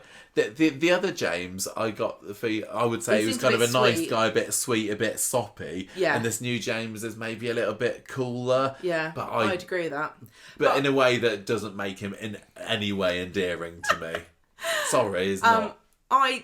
The prospect of the Bailey boys becoming a force to be reckoned with is something that I am finding more and more interesting as Debbie's story progresses, and they begin to band around Ronnie, and they're definitely developing them as a sort of a group and a united front in the absence of Aggie, which I think they struggled with. Aggie really was the glue for that family. But now they've got this bond with Ronnie about their adversity, and it's going to be really interesting to see how that develops. It does make me wonder whether we will see more of Ed and Michael and whether they're going to spring up the character appearance table on Corriepedia. It's just something really endearing about them all sort of hunched in Debbie's flat drinking ginger beer. I really struggle to find anything likeable about this new James at the moment. You said. Did I mention that? Did I? Oh, yeah, whatever. He's buff. We also had, I don't know, it doesn't really count. Like Gail popped up at Christmas as we're on the subject of returns. We had a few ghosts. Seb, hey, who saw that coming? Seb coming back to haunt Abby when she's having her PTSD. You did. I did see that coming because I saw Harry Vizzanoni the previous year when he was going filming, and of course Doran back. And I think I had another... He's not a ghost, but he might as well be. Maybe he did die in Romania. I think I've only, again, had a brief look at my predictions for 2025 before this. I should have made more of a thing of it. But I did do a prediction of Alina and Doran coming back this year. And I was half right. Alina just kind of dumped him on the doorstep in the middle of the night, it felt like, and has promptly forgotten him. She's like a scatty deer that's left her fawn on somebody's porch and then got shot. And I'm yet to see, apart from the fact that just everybody loves Doran, what's the point?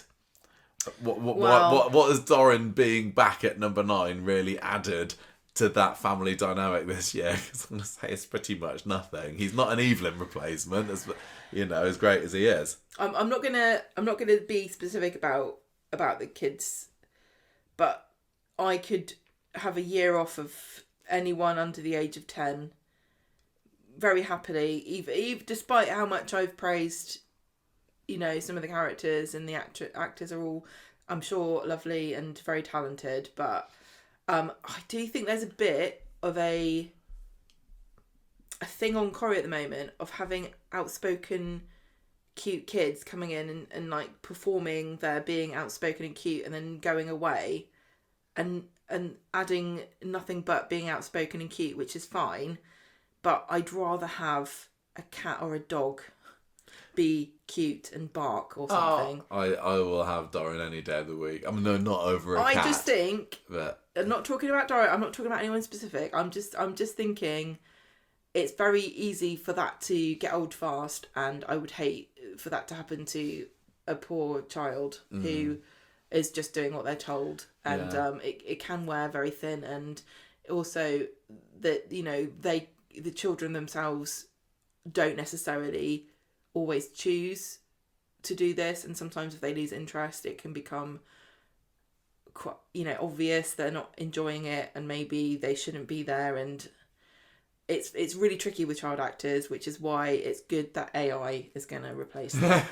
You reckon, is that your prediction for 2025, AI Corrie kids? It's just funny because I genuinely do not think I watch many shows where children are at all part of anything. I know that there are lots of shows that have kids in them. We don't watch them, but I just don't watch them because I'm not interested. I couldn't. It's bizarre. Be asked. It's funny how Grace Ashcroft Gardner, who I guess has got potential, was replacing Lily this year, but they've really not done much with her apart from trapping Sam in a classroom during the gun rampage. I don't really know. Is she a bit more of a mean girl now? She seems just like so completely and utterly different. Because I would say like a very polished ballerina. I can't believe she plays football. I think she's a ballerina. The last Lily, you didn't see her loads, but I think they did enough to develop a personality. Yeah. Sometimes when when Tina O'Brien took over as Sarah Lou back in 2000. There wasn't much to Sarah Lou before that. The same as when Jack P. Shepard took over as the old David. It's like, well, no personality to a personality, fine. But old Lily seemed a lot more kind of established. But yeah, she was kind of a lot more spunky and she was sporty and she was outspoken. Yeah. And I felt like I knew who she was. I don't know who new Lily is. She seems a bit more prissy, maybe. But so what? She hasn't had a chance. She hasn't. No, she's not had the big story. The only thing she's done is something that didn't really make her shine in glory, did it? No, I guess we might see a bit more of her with the Joji storyline going on. They clearly recast her for a reason. Speaking of kids, for a new story. Speaking of kids, I have very much missed Sam's presence on Coronation Street, and we don't always like the young ones, but Sam Blakeman, lovely Jude, is a bit of a special case, and I think he's adorable. I didn't call him a special case. Well, we've just not seen him, have we? No. Last seen cowering under a desk. Every time you see bistro. him, something terrible's happening to him. So maybe he's just enjoying life. It's so being funny. Unbothered. So I still picture him as a little chubby 8-year-old. I know. And he's not. He's grown up now. You criticise Toya and Nick for being boring all you want, but that child has lived in perfect bliss and harmony since they took over from Leanne. I think he's going to be back in the next couple of weeks or so, I hear. So hopefully it's going to be for longer this year, because I absolutely really rate that kid, that actor. I think he's absolutely smashing. So let's make 2026. Was that what year we are now? Yes, more of the year of Sam, please. I mean, speaking of children, we also had Brony, Shoney, Grony, and Negroni. Oh yeah, well we got new characters this year. I don't feel like there was any one new character that stuck the course and was absolutely couldn't do without you. I can't believe where have you been all my life. They weren't a Lauren or a Dee Dee or a Lisa. No, apart from obviously Lou, who won the AF award for us, but she was a star that shined too pan. brightly for our eyes. I genuinely think that Ben Driscoll is absolutely smashing and amazing as a character. I so rate Aaron McCusker, who I knew nothing of before him. I think he's a really solid bloke. He's a no-nonsense guy, but he's not uncaring. I think he's stuck in the middle of Eva and Maggie. He's a man's man. Obnoxious. He's a tough but firm but fair parent. I really, really love watching him. But he's also very capable of making mistakes. Yeah. And he's got his vices and his foibles. Like with Eva, he needs to spread his wings outside the pub a little bit, because he's very much behind the bar. Maybe he'd mostly only has scenes with the Driscoll clan. Bat watching. Maybe he would like bat watching. You never know. I can imagine him sitting in a wherever. Is it a hide for bats with Royston. Roy and Nina just like, what are we doing again? Why is this fun? But yeah, do we shoot them? A lot of the other new characters either didn't make much of an impact, or I just wasn't that keen on. Like some of them Carl, are supposed to be wrong-uns. Mick, they do. A lot of the new characters they bring in are wrong-uns in one way or another. Theo and Carl were all nasty men. Theo, I will say, we've had a real turnaround on him, haven't we? Didn't rate the character when he first came in. Weren't sure whether we were supposed to like him or not. But, Julie Carp was saying he's great, so I'm so glad she died before she found out the truth. I know. Would have killed her. And I was just like, I think this is a real flub pairing him up with Todd. This is clearly going to be a big story for the year, and I'm not saying that. But wow, what a turnaround. Soon as we kind of got permission, as it were, to hiss him and dislike him, it's like, oh yeah, he is going to be manipulating and coercing Todd. We are going down that road. Okay, he's a proper bad un. He's a kind of a Jeff-like character. Okay, that's fine. And I think he's been great. Since mid-year. I'd say I really, really enjoyed watching Theo, and I know some people have been like, I can't stand to watch this. This is too close to home. This is too dark. This is what I said about representation. I think it's great. Some people have things that are very negative, and that's their representation, and it's unbearable. It's unbearable. I mean, he's playing James Cartwright is playing him so well. And it is interesting that a lot of the characters have been antagonists. Even Brody, he's been a funny one, hasn't he? Because he came in. Sorry if you hear some weird noises, but the cat's found the bubble wrap. So if we will leave it over the floor in the podcast room, it's our own fault. Brody, because he came in when Dylan was in prison following the stabbing storyline, didn't he? And he was a proper nasty piece of work. Yeah, he was in the mould of Mason. And whoever else. Yeah, it feels like there's Corrie, been a revolving door of scropes. Because he was telling Sean to bring in drugs or money or something, wasn't he? And then as soon as Liam, knocks some sense into him, he comes out of prison, and he was supposed to like him, and Betsy kind of likes him. But I feel, Brody, they're kind of going back and forth on, are we going to use him? We're not going to use him. Oh look, he's Kit's secret son, but then they don't do anything with that. Not that I mind, because I don't like Kit. I often forget. They often forget about that. Yeah, I do as well. He just kind of feels a bit unnecessary as a character. There's enough teens. We've got Will now, of course, as well. I'm not adverse to him. I just find... he's obviously a really talented actor because he won all the plaudits for his Hollyoaks, right? Didn't he? Yeah. Yeah, it's just a shame. It's just a shame that there are so many people coming into the show who are super talented and they're either being churned up and spat back out again or kind of ignored like the rest of the people who've been there for 20 years or more. Yeah, I mean, I suppose it's just such a big cast. Something needs to happen. What are your kind of thoughts on the Sally and Tim fostering storyline? Everyone loves it. I don't like it at all.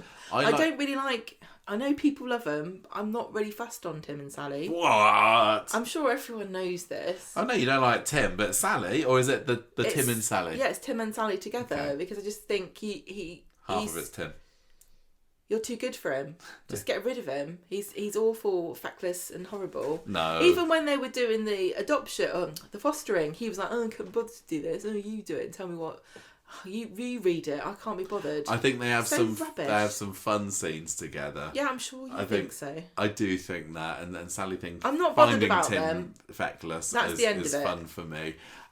So the fact that they've fostered some children with challenges, a part of those challenges make them a little bit unpleasant, is a bit of a non-starter for me. Even though I think that Joni is shaping up to be an interesting character, and obviously the actress Savannah our award. Yeah, she's very, very sweet. I think they're all lovely. Even little Molly who plays Shanice is a bit of a firecracker, isn't she? I think they're all very adorable, and I'd love to give them some ice cream.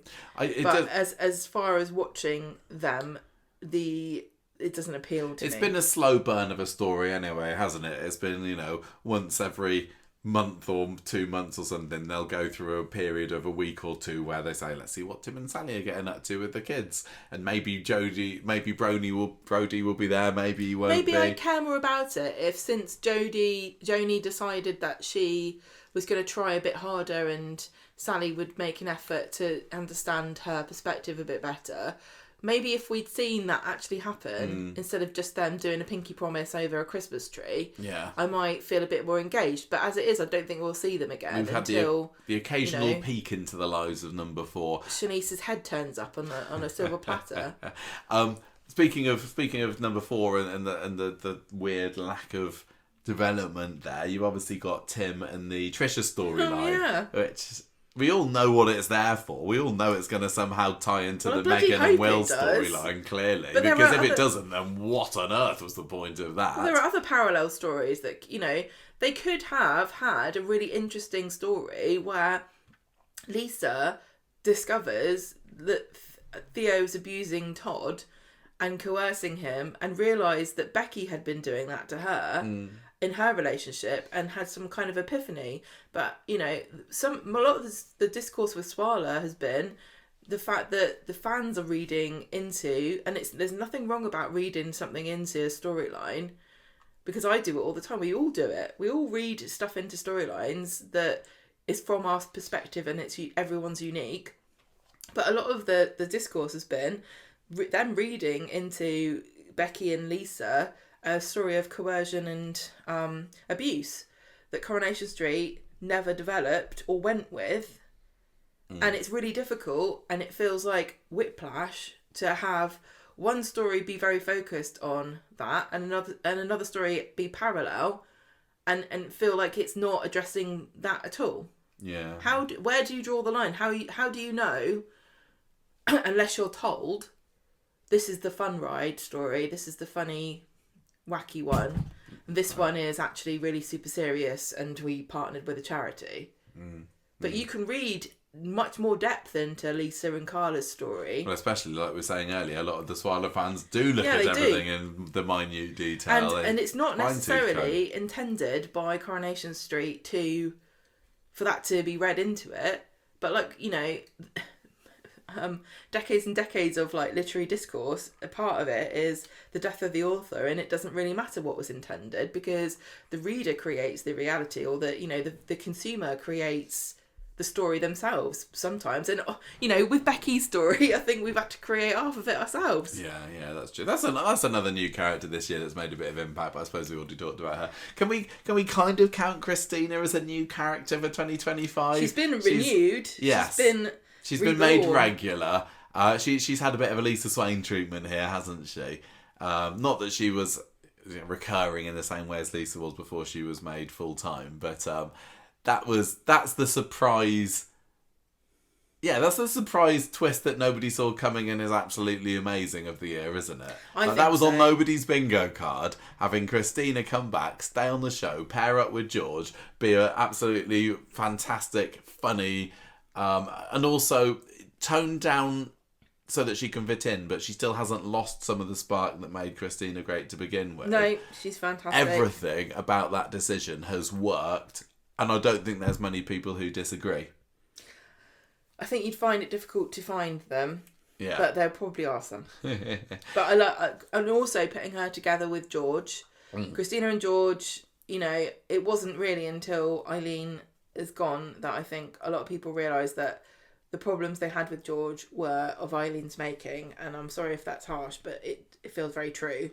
It really does just feel like she had him under the thumb. It was like they were on a leash for the years, and now finally he's been able to break free and be his true self. It was like they were trying to do a who is it? Got an analogy just on the tip of your tongue. The ones that are not that came after Hilda and Stan.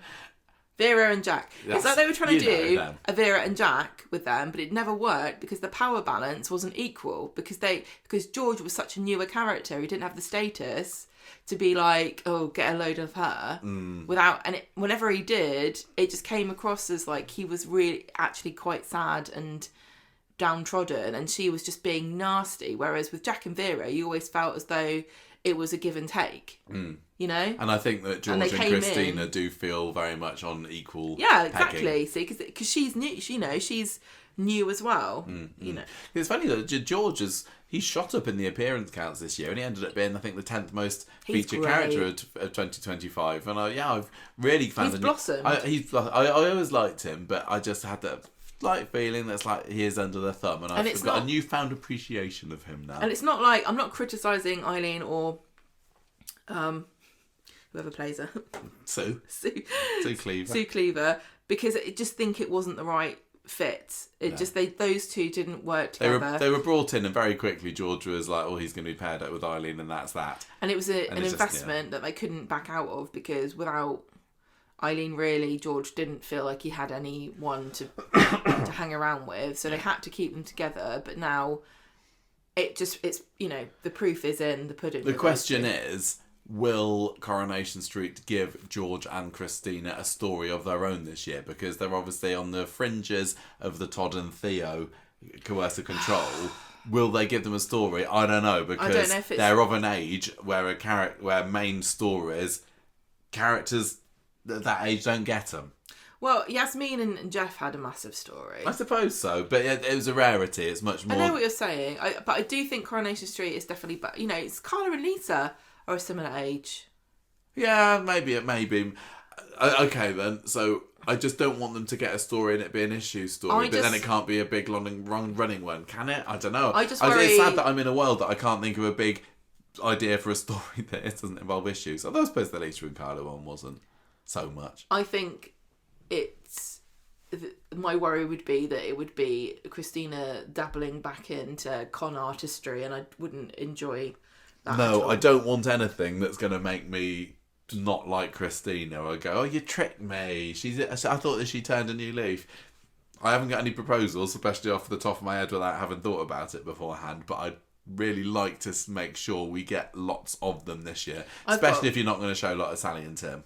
I've got a proposal. Oh yeah, they get married. Hey, why not? Maybe.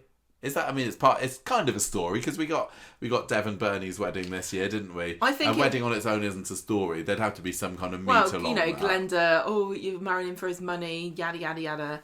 I think that's why I don't want it to be an issue storyline, because the last time they got anything too serious with George, it was George and Glenda at each other's throats over Archie's inheritance a couple of years ago, and that went down like a lead balloon. So they'd have to be so careful. It's got to be something light-hearted, but can Corrie afford to do a light-hearted storyline anymore? I don't know. What about they get a big boat and stick it in their garden? Done before. Well, so is having an affair. Right, what else have we got to go over? I mean, there's still a few stories that we've not really touched on, like the Debbie storyline. We've barely given any lip service to in this episode, and we're nearly 2 hours into it. We probably better be wrapping it up soon. But we went into this year knowing A, that Kevin was going to have cancer, B, that Carl was going to come back into the show, and C, that Debbie was going to be diagnosed with early onset dementia. And it's interesting because I think with the Kevin cancer one, we were like, oh, why are they doing this? This is a terrible move. We're sick of cancer storylines. And I will say that I'm kind of glad that my lasting impression of the Websters this year isn't, oh, they spent all this time being miserable about Kevin's cancer. I don't think they kind of hand-waved it away quite as quickly as they did with Toya's ovarian cancer a few years ago, but it didn't dominate and depress and bring things down quite so much. I don't know, am I just forgetting it? Kevin couldn't be more sad if he tried. There's nothing you can do to him. He's like impervious to tragedy because he constantly acts like it's the last day of the Titanic. Yeah. Like, there's nothing you can... It's kind of admirable how unshakable his misery is. But I don't think the cancer really made that much of a blip on my radar this year, luckily. Carl, I was very excited to have back. I think when we heard that they were casting Carl, it's like, oh, this is a character that we've heard about all these years, and finally he's going to be here on the show. Amazing. That was very exciting. But I've ended up just not liking him, and the whole affair with Abby... horrible move. Not that Kevin and Abby were the best and most, chemistry laden of couples, but it's just left a real sour taste in my mouth. And Abby, who had been one of my favourite characters, she's really had to struggle to keep in my good books this year. Yeah, I see what you're saying. I mean, Carl, again, to me, is an antagonist. I enjoy his presence because it gives people something to get mad about. I know I say I like a villain, but I think it's just that kind of villain.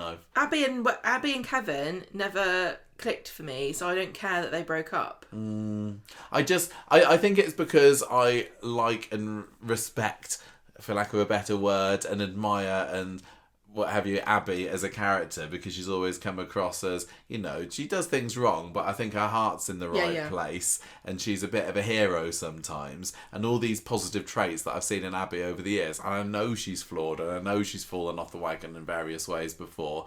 I think that this was... a bridge too far. It was a bridge too far, and I know it's like, well, she didn't actually sleep with Carl until she'd found out that Kevin had lied about not having cancer, and... But it felt like it was coming for ages, didn't it? Those two having an affair. I'm glad it was over by the end of the year.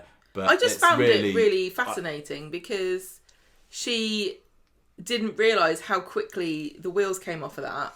But Carl, right away, was not into it. As soon as he realised Alfie was part of the equation, he was not up for it at all. And just horrible. I mean, for me, the biggest downside of the story was that I don't really feel like Abby got to sort of grind Carl's face into the dirt yet. She's yet, but his story's not over yet, is it? She's laughed in his face and kind of ruined, took the money. But as it shook out, it was all forgiven in an episode, so it doesn't... And she didn't even get to spend much of it on herself either. She could donate give it to charity, bloody hospice. I think... What are they going to do with it? I think the high point for the Websters this year, because it really has been just a sea of misery, hasn't it? Cancer, affairs, blackmail, money stealing, fraud. Yeah, exactly. But the MOTs, the Debbie stuff, no one likes as MOT. much as nobody wanted it, has probably been my favourite element of the Webster story this year. Wouldn't you agree? Yeah. nobody wanted Debbie, you know, at the beginning of this year, we were having it wasn't our petition, but there was the petition of Save Debbie Webster, change your mind about it, nobody wants this story. I think pretty much it's gone the way that we expected, as in, we don't want that to happen. It's very unfortunate, because we knew Sue Devaney was going to do a good job with it, and she did. And it's no surprise that a lot of some of our favourite scenes of the year were Debbie scenes, because she's been, you know, we said that she's been in the show we're back again in the show for 5-6 years or so now, but it felt like she was never in it. So always low down on the character appearance table, and this year she was right up there near the top, and joyously so, because she is proper old school Corrie camp, must be so much fun to write for. Sue Devaney, little bubbly effervescent volcano of camp and silliness and sunshine. And we've got to enjoy a lot of that, because Debbie hasn't declined so much mentally yet that she's a different person. She wouldn't have had this number of appearances. No. They had the chance, and they, you know, she's got to be in a story. And, like, you know, I've likened it many times to the idea of fleeting beauty and the melancholy and enjoying something all the more because you know it's temporary. She's had lots of great scenes this year, and a good range of scenes, a bit like David can do, because we had, you know, going to the doctors, heartbreaking. The diagnosis, same. The scene where she was sitting outside the hospital and the woman with later stage dementia coming and really putting the frighteners on, and thinking, God, that's going to be me one day. So you've had all of that. You've had a blackout. You've had, you know, the drama where she sees Carl and Abby together, and then she fainted, didn't she? And then she forgot about it. Or when Carl found her on the floor and just ignored her. So, it was inconvenient. Yes. So we've had all that, but on the other hand, we've had Debbie and Abby painting funny little Nomi Kev together. We've had the Weatherfield businesswoman speech. We've had Debbie in the trolley being wheeled around and crashing into a police car. We've had just bursting in like at the drag night or whatever and doing that hello guys. We've had so many funny little bits of dialogue that have been oh so Debbie that nobody else quite I think could have carried off. We've had little banters, not that there's been many, but with her and Raphael at the hotel. It's been so wonderful to have Debbie at the heart of the show in 2025, and I think probably by this time next year it be a little bit too much into the bittersweet, and she'll have. I think she's definitely probably my favourite character of 2025. Yeah, she's my favourite character of the moment.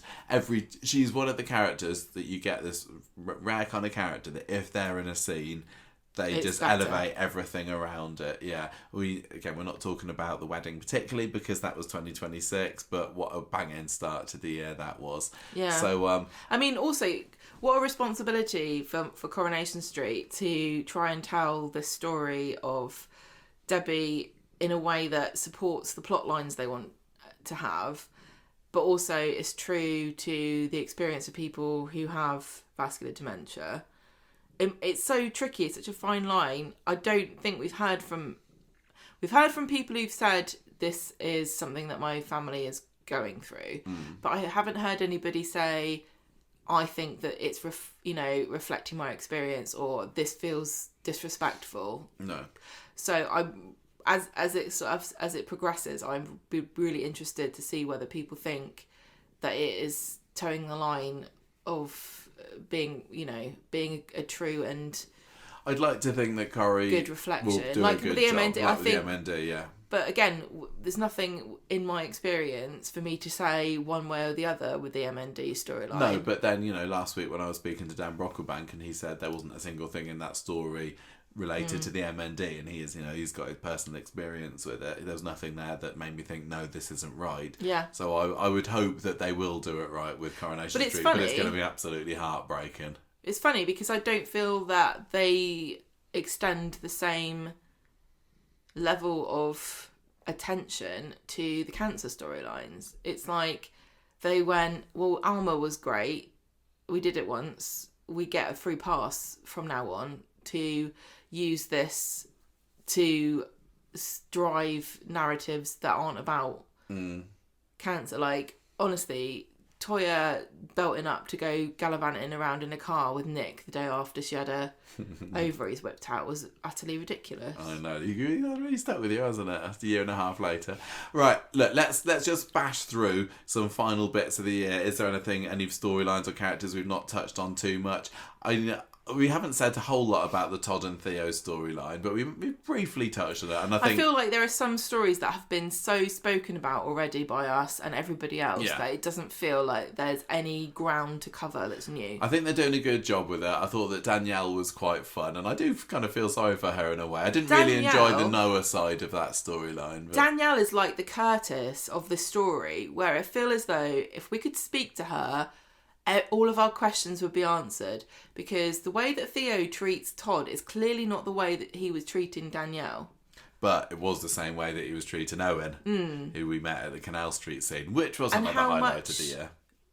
Sorry, yeah. How much of his behaviour could we learn more about from her? I don't know. We had I'm going to say a bit of a flub storyline for me was Tyrone in the wheelchair. And I know it was linked to the Webster storyline because it was Carl, but that to me felt like it was hey, look at me, here's an issue storyline. Isn't life difficult for people in wheelchairs? And against representation, I know it's important, but it didn't... It feels like they haven't given it enough time. Like, no, but I don't know what more they could do either. I wasn't begging for more. Not that I feel like we necessarily needed it after Paul, because Paul had a physical decline that meant he was relying on people. But, you know, there are things that Tyrone needs his family to do that they never had to do before. Like, he couldn't put his own socks on. And we got a scene where somebody was putting his socks on, but it didn't... I just feel like there's room for you to experience the same things the characters do. And I don't feel like I've experienced what Tyrone's experiencing. The same with Asha. I don't feel like I got inside her head to hear what... And there have been very brief mentions that, you know, we're straying into 2026 again, but her talking about wanting to come off her meds because she doesn't feel like herself. That's a really important part of people who are recovering from a mental health crisis or have depression.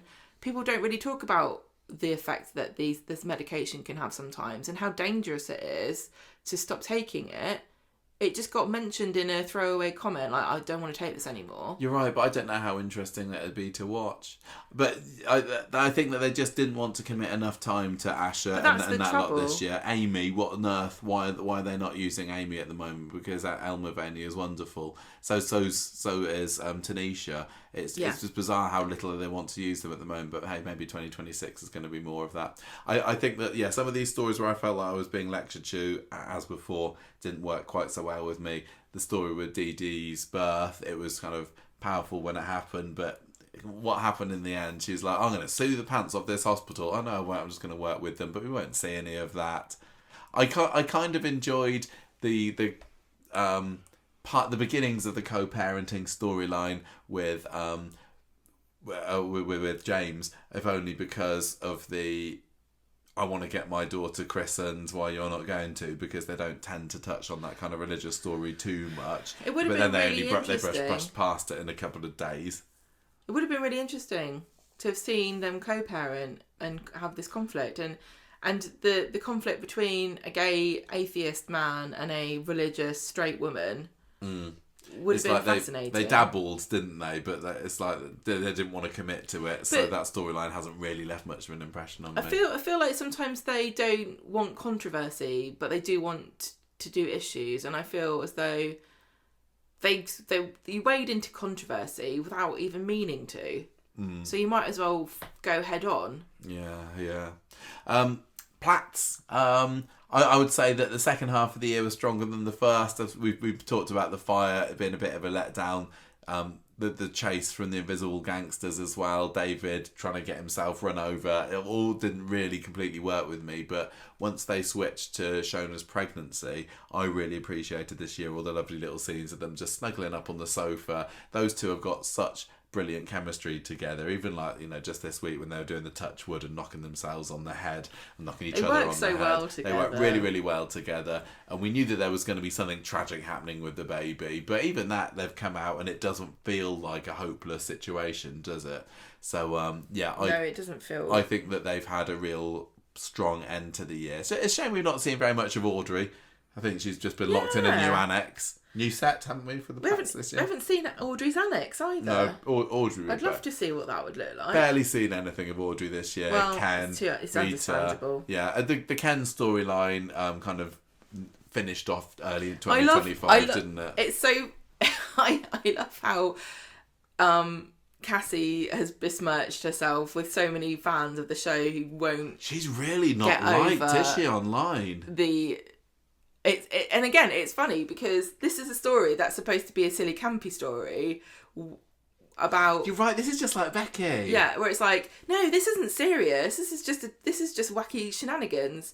She's just poisoning him for a laugh. But Yeah, really, funny, they could have had a whole story about elder abuse and carers and, you know, the dark side of like who is really... Do you trust and like and also like what is it? I've forgotten the name. It's not Munchausen's. It's not factitious disorder imposed upon another. But there's some kind of like malingering or some kind of like thing that Cassie was going through where she was inflicting this onto Ken, and that's a real thing that people do. I love and it just was like. Oh, she just bought an air fryer for herself. I loved the moment when Ken pretended to be asleep and then opened his eyes and like, I've got her. And then when he had a go at Cassie at the table and like, you're trying to drug me, and he swapped the mugs around. That was fun. I've loved some of the Tracy and Cassie squabbles, although it felt like it's kind of been a bit rinse and repeat and nothing happened in the end. And it didn't lead to anything. I thought people thought that Tracy was going to go out in Corridale, but she didn't. You've got Tracy and Cassie sniping, and you've got Maggie and Eva. And I just don't think they're as witty as I think the writing has been for feuds in the past. I think if I could get them to work on one thing, it would be getting the wittiness back into some of these. I would like to see more of the genuinely funny and sharp. It's just like and tiresome. Still caring sometimes side of Maggie. It's just tiresome and what's the word? It drags you down to just have them being mean with no redeeming qualities at all. Like when people are sniping and witty, it's enjoyable. But with Eva and Maggie and Cassie and Tracy are a bit better, I think. But even them, I feel like some of the insults have just not been that imaginative or fun. Yeah, no, I get it. And it's funny though, because I was just going to say, like, Toya's cancer really stuck in my craw and I'll never get over that. But I don't care about Cassie and Ken. But I can see that if you had an experience or it felt closer to you, that this would really upset you and you wouldn't get over it and you keep bringing it up. So it's all about what you bring to the show as well as what the show shows you. Yeah, and Corrie knows that you can't please everyone. Yeah, they can't predict what's going to trigger people or upset people. Yeah. They can't not do something because it might upset a person, otherwise they wouldn't do anything. They wouldn't be able to do anything. Yeah. So overall, I'm going to say it was an okay year. Sometimes things look better. We say that every year. They do. I mean, there haven't been many years for a while. We go, I tell you what, that was a banger of a year. But I think looking back on it, sometimes the dry spells can seem not so bad. I know that there were periods when I was like, this is a bit of a slog at the moment. Equally, there were periods that I thought were brilliant. January 25 with Tracy and Leanne getting up to mischief, for example. That was a great load of fun. But yeah, it's been okay. There's been bits I've enjoyed, bits that I haven't. I don't think it's as bad as some of the online discourse would lead you to believe, in my opinion. But I totally respect the opinions of people who said, no, this is getting worse and worse. I get where you're coming from. It's not like I'm saying I don't understand at all why you're saying that. I do. I get why you say you're not enjoying Maggie and you want her gone. I get why you're saying you don't like Theo and Todd. I think there's been enough that's kept me interested. But there's definitely been some decisions made, like the Carl and Abby affair, for example, where I've gone, oh no, that's just not been quite right there. So I'm not going to score it. But if I did, I'd probably say 3. Why did you score it anyway? Maybe that's I don't know. Are you kind of along the same lines? I'd give it 3.5 if we're going to score it, because I think they took some risks. Okay. And I think some of them didn't pan out, and some of them did, and that's why they're risks. Yeah. But somebody else would have said, risks, something else. Was still constrained by the financial problems and changing soap audience and changing nature of soap and TV in general. Yeah. You know what though? You look back on some of the biographies and histories, contemporary writings from people. I'm starting to sound like a historian, but the narrative about Coronation Street has been from almost since day one, apart from when they got renewed past 10 episodes, a constant struggle against being cancelled and having it be the end. And it's been the same, and it's never changed. There's always a new challenge. There's always something different. You can't rely on the old ways, because not only are you making a show in a constantly evolving landscape of media, but you're making a show for people that are being born. New generations of people are watching, and you've got to tell stories that are relevant to a generation of people that don't even watch television. Yeah. So Coronation Street continuing in spite of all of that, and still thriving, in my opinion, and coming up with unique and interesting ways of telling stories that feel truthful and meaningful to people, is astonishing, and it should be celebrated. And the fact that we all care that much about it, that we argue online and we get mad at each other, or we have differing opinions, I think it just proves that soap as a medium is really powerful, and Coronation Street is the original and, in my opinion, best. Nicely put, very nicely put. And we have seen a bit of Emma down there, haven't we? So we should know. We usually end these reviews of the year by just having a quick whiz down of podcast highlights over the last 12 months. We are running a bit later than I thought we would with this. We won't go too long on it, but I do want to give a big shout out and a well done to Gemma for Soap Week. I think that was the big thing for Conversation Street in 2025, International Soap Week. Gemma's little project that she's had in her mind for many years that actually came to fruition. We raised we raised money for Dementia UK with our Walk for Webster as part of it. We got some of the other podcasts and journalists kind of tweeting about soapy things in that first week of July, and the fans exactly. Really appreciate everyone's support with that. So I think that was a real highlight for us this year. I think you did a banging job, Gemma, and I'm looking forward to seeing what you got in store, because I'm sure you're already starting to plan. You're really needing me about this. Week. Okay. What else has been a good? Well, we've got some new acquisitions. We've got a gravestone. Oh my gosh! And a robot. Still can't believe that we actually went up to Liverpool to rescue Stan Ogden's gravestone from somebody's garden. And it's in a really nice spot now. I'm happy with where it is. Yes, under a bush in our garden, isn't it? It's very prominent, and it's on a nice concrete base. Yeah. So it's very sturdy. That was like, you would, if you'd have told us like 12 months ago, guess what you'll have at the end of the year? Like, I would never have believed you with that. And Summer's robot, of course, who that was like on a list of unobtainable. Wouldn't that be brilliant for us? But will never happen, kind of thing. So that was wonderful. Who knows what the next year will bring? Yeah. I mean, we also went on the Emmerdale Village tour. Oh yeah, that was good, wasn't it? That was really fun. That was nice to branch out. Helped us with Corrie as well, and also being able to talk to Dingle All the Way as well. Yeah, I really did appreciate. I like that. We had a few other trips up north, didn't we? Like, obviously, we had this audience with Coronation Street that we went to in London and Manchester. We didn't do too many. We had the listener meetup. Yeah, that was fun, wasn't it? That was so fantastic. I'm so really glad that we did that, and thank you everybody that came. I was so bowled over by people meeting everybody. It felt like meeting a bunch of old friends. And that was lovely. So lovely. Because we kind of had two, didn't we? Because there was the Walk for Webster, and then there was the other one with the audience. I did step out of my comfort zone this year, because normally you'd never. I remember you saying, "I never want to do that. Never want to." I'm too scared. Normally what happens is we'll go somewhere that's Coronation Street related, and you will get recognised, and I will just walk off. Yeah. Because they don't know who I am normally. Yeah. And so I've never I think we've spoken to a couple of people, you know, who knew who we were one by one, but this was the first time with a group of people who knew who I was, and I wouldn't say that I relished the prospect, but I did enjoy it, and I think everyone was so nice to me. Yeah, so I would like to thank everybody for their kindness and generosity in spending time with us and helping us to raise money, and also just to enjoy our time before the audience. Yeah, that was lovely. That was a real highlight of the year for me. Yeah.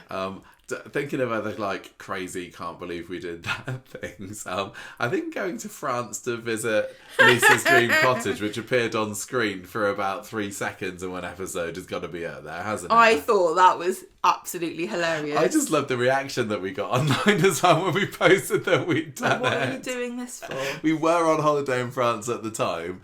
But we still had to make quite a detour to go and find this. We did catch a ferry on purpose, a 6-hour ferry. And thank so that you we so could much. stand outside this place that Lisa wanted to live in. It was hilarious. Yeah, thank you so much to the listeners that put us up in France. Yes, thank you very much. Lisa. Thank you, Lisa and Michael. That's it. That was. They were very generous that for was helping so us funny. to make Lisa's Dream Cottage come true. That and the gravestone are probably some of the nuttiest things we've ever done. I don't think we get credit or notoriety for this, because honestly, if I was a tabloid, I'd put a story about this so that people could rip into Coronation us. Street fans. Imagine the comments on The Sun about this. I know. Thank you very much, Sun journalists, for not reporting on this. Well, maybe I'm trying to manifest something. I always like to have a little think about the contact with the cast that we've had during the year as well, because it is lovely how some of the cast are super supportive with the podcast, whether it's from speaking to us on the press day that we went to or doing interviews with us. A lot of them are kind of more exit interviews this year, I feel. I want to maybe try to get a few current cast members this year. Maybe that needs to be a little project of mine, although they are harder to get hold of, obviously. But I mean, Thelma Barlow this year, Gemma. Say no more. I know. What? Oh my gosh. Absolutely fabulous. That's... You would never even appear on a list of most wanted, would it? Because you'd never expect that would actually happen. So what's the point of putting it on a list? But when we were contacted by Thelma, like, can I come and talk about Coronation Street and my new short film? Absolutely treat. What Treasure. A real treat. And we obviously we had the interview with Sally Ann Matthews again, who's been always a support to the podcast for the past decade or so, and it was lovely that people enjoyed watching that interview, because that exclusive, got a good number. Yeah, the exclusive exit interview, exactly. That got a really decent number of views for us as well. But being able to talk to people like Jane Tunnicliffe and Becky Hindley, who are names from the past that I think were characters that people enjoyed. And yeah, hearing about their time on Corrie was super as well. And we've also had sort of directors. Bill Ward, you said, yeah. Yeah, and Mickey Jones. Yeah, Mickey Jones, Jordan Hogg as directors. Yeah. That was lovely. Thank you everybody who came on the podcast this year to be interviewed. That was absolutely wonderful. And of course, lovely listener Al Parr, who got his behind the scenes tour at Coronation Street back last spring. So that was really interesting. And we got to go on a walk with Julia Goulding. Oh yeah, she did take us on a virtual walk, didn't she? As she interviewed. She's so great. I love her so much. Yeah. Got a new logo for the podcast this year. Yeah. Finally decided to design a new one. I think I still like it. Still looks a bit like a cog, but I don't mean it to. But I'm sticking with it now. And I'm also glad. And we're only just dipping our toe into this at the moment. But getting the actors to record little things that we can put at the beginning of some episodes saying you're listening to Conversation Street. We keep forgetting. I did forget to ask Dan Brocklebank to record one last week. But we've still got a few that we've saved that we haven't used yet. I know, it's fun. That's another project for this year. It's not really much, is it? It's a low-key project, trying to get some of the actors to record. Variety of goals. Yeah, for sure. We will still get up to Manchester this year a few times. We've already got plans for a few things this year, which will involve getting out and about. So I hope that you will be there with us to listen to us and enjoy us and live vicariously through us, as lots of the fans have always told us through the years that that's what they enjoy about the podcast. Yeah, we really appreciate your support. Thank you so much, everybody. Don't forget to join our Patreon so you can help fund some of these madcap adventures. And gravestones. Yeah, I mean, we really do rely on the Patreon to help us to get to Manchester, and obviously the more the show grows, the more things we have to buy. Like, we pay for hosting and storage and with microphones, and we need we need new equipment. I think we're going to need to buy. Do you reckon, is that going to be a project for this year as well? Yeah, we've got so many Branching projects. out technologically. We really do need to do a bit more of that. But you guys help us. It. Really, honestly, it costs so much money to go because I'm quite elaborate with my requirements. You're such a diva. Well, I do like to have a nice dinner. That's my treat. To have a nice dinner. With all the extra work that you have to do when we go to these places. Well, there you go. Patreon.com/Conversation Street. Should you wish to join up, but please don't feel pressure to do so. But there are so many great episodes that you can listen to once you sign up. We've got some fantastic stuff on there, and we're always listening out for some suggestions for new top 5s you'd like us to listen to. We finished our car eliminator as well, didn't we? Oh yes, that was another 2025 thing. That was another Gemma project. I've got nothing in my head for next year, so you got to do it yourself. I know, but I always at the beginning of the year think, oh, what if we don't do anything big this year? What if this is a lull year? I know. And then things just crop up. So we got some plans, but not many. We're just kind of relying on things dropping in our laps a little bit, which is, is the best way sometimes. We're going to have to come up with a mission statement and a vision statement. Yeah, Gemma's been learning all about digital advertising recently. Marketing. Sorry, I don't even know the lingo. Right, anyway, we must go. We've been waffling on for best part of 2.5 hours now. That was our thoughts on 2025. It is a good job we had dinner first. I think if we'd not had dinner, we would have been quicker. Probably. If you would like to share your overall thoughts on 2025, send us an email to Conversation Street. Thoughts. Exactly.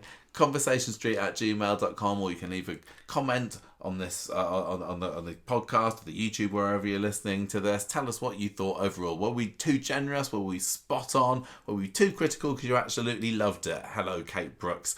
And let us know. And what are your thoughts and hopes for 2026 as well? I would love to hear about that too. But we need to go now. We're not even able to watch The Traitors before bed tonight, Gemma. You just remembered that there's Twitter. One, possibly not. So don't send us Traitors spoilers. Although I don't even know when I'm publishing this. I'm publishing it tonight, maybe. But it is quite late and it's a school night. So I'm going to stop talking now. Thank you for listening. Goodbye. Gemma says goodbye. So does Abby. Goodbye.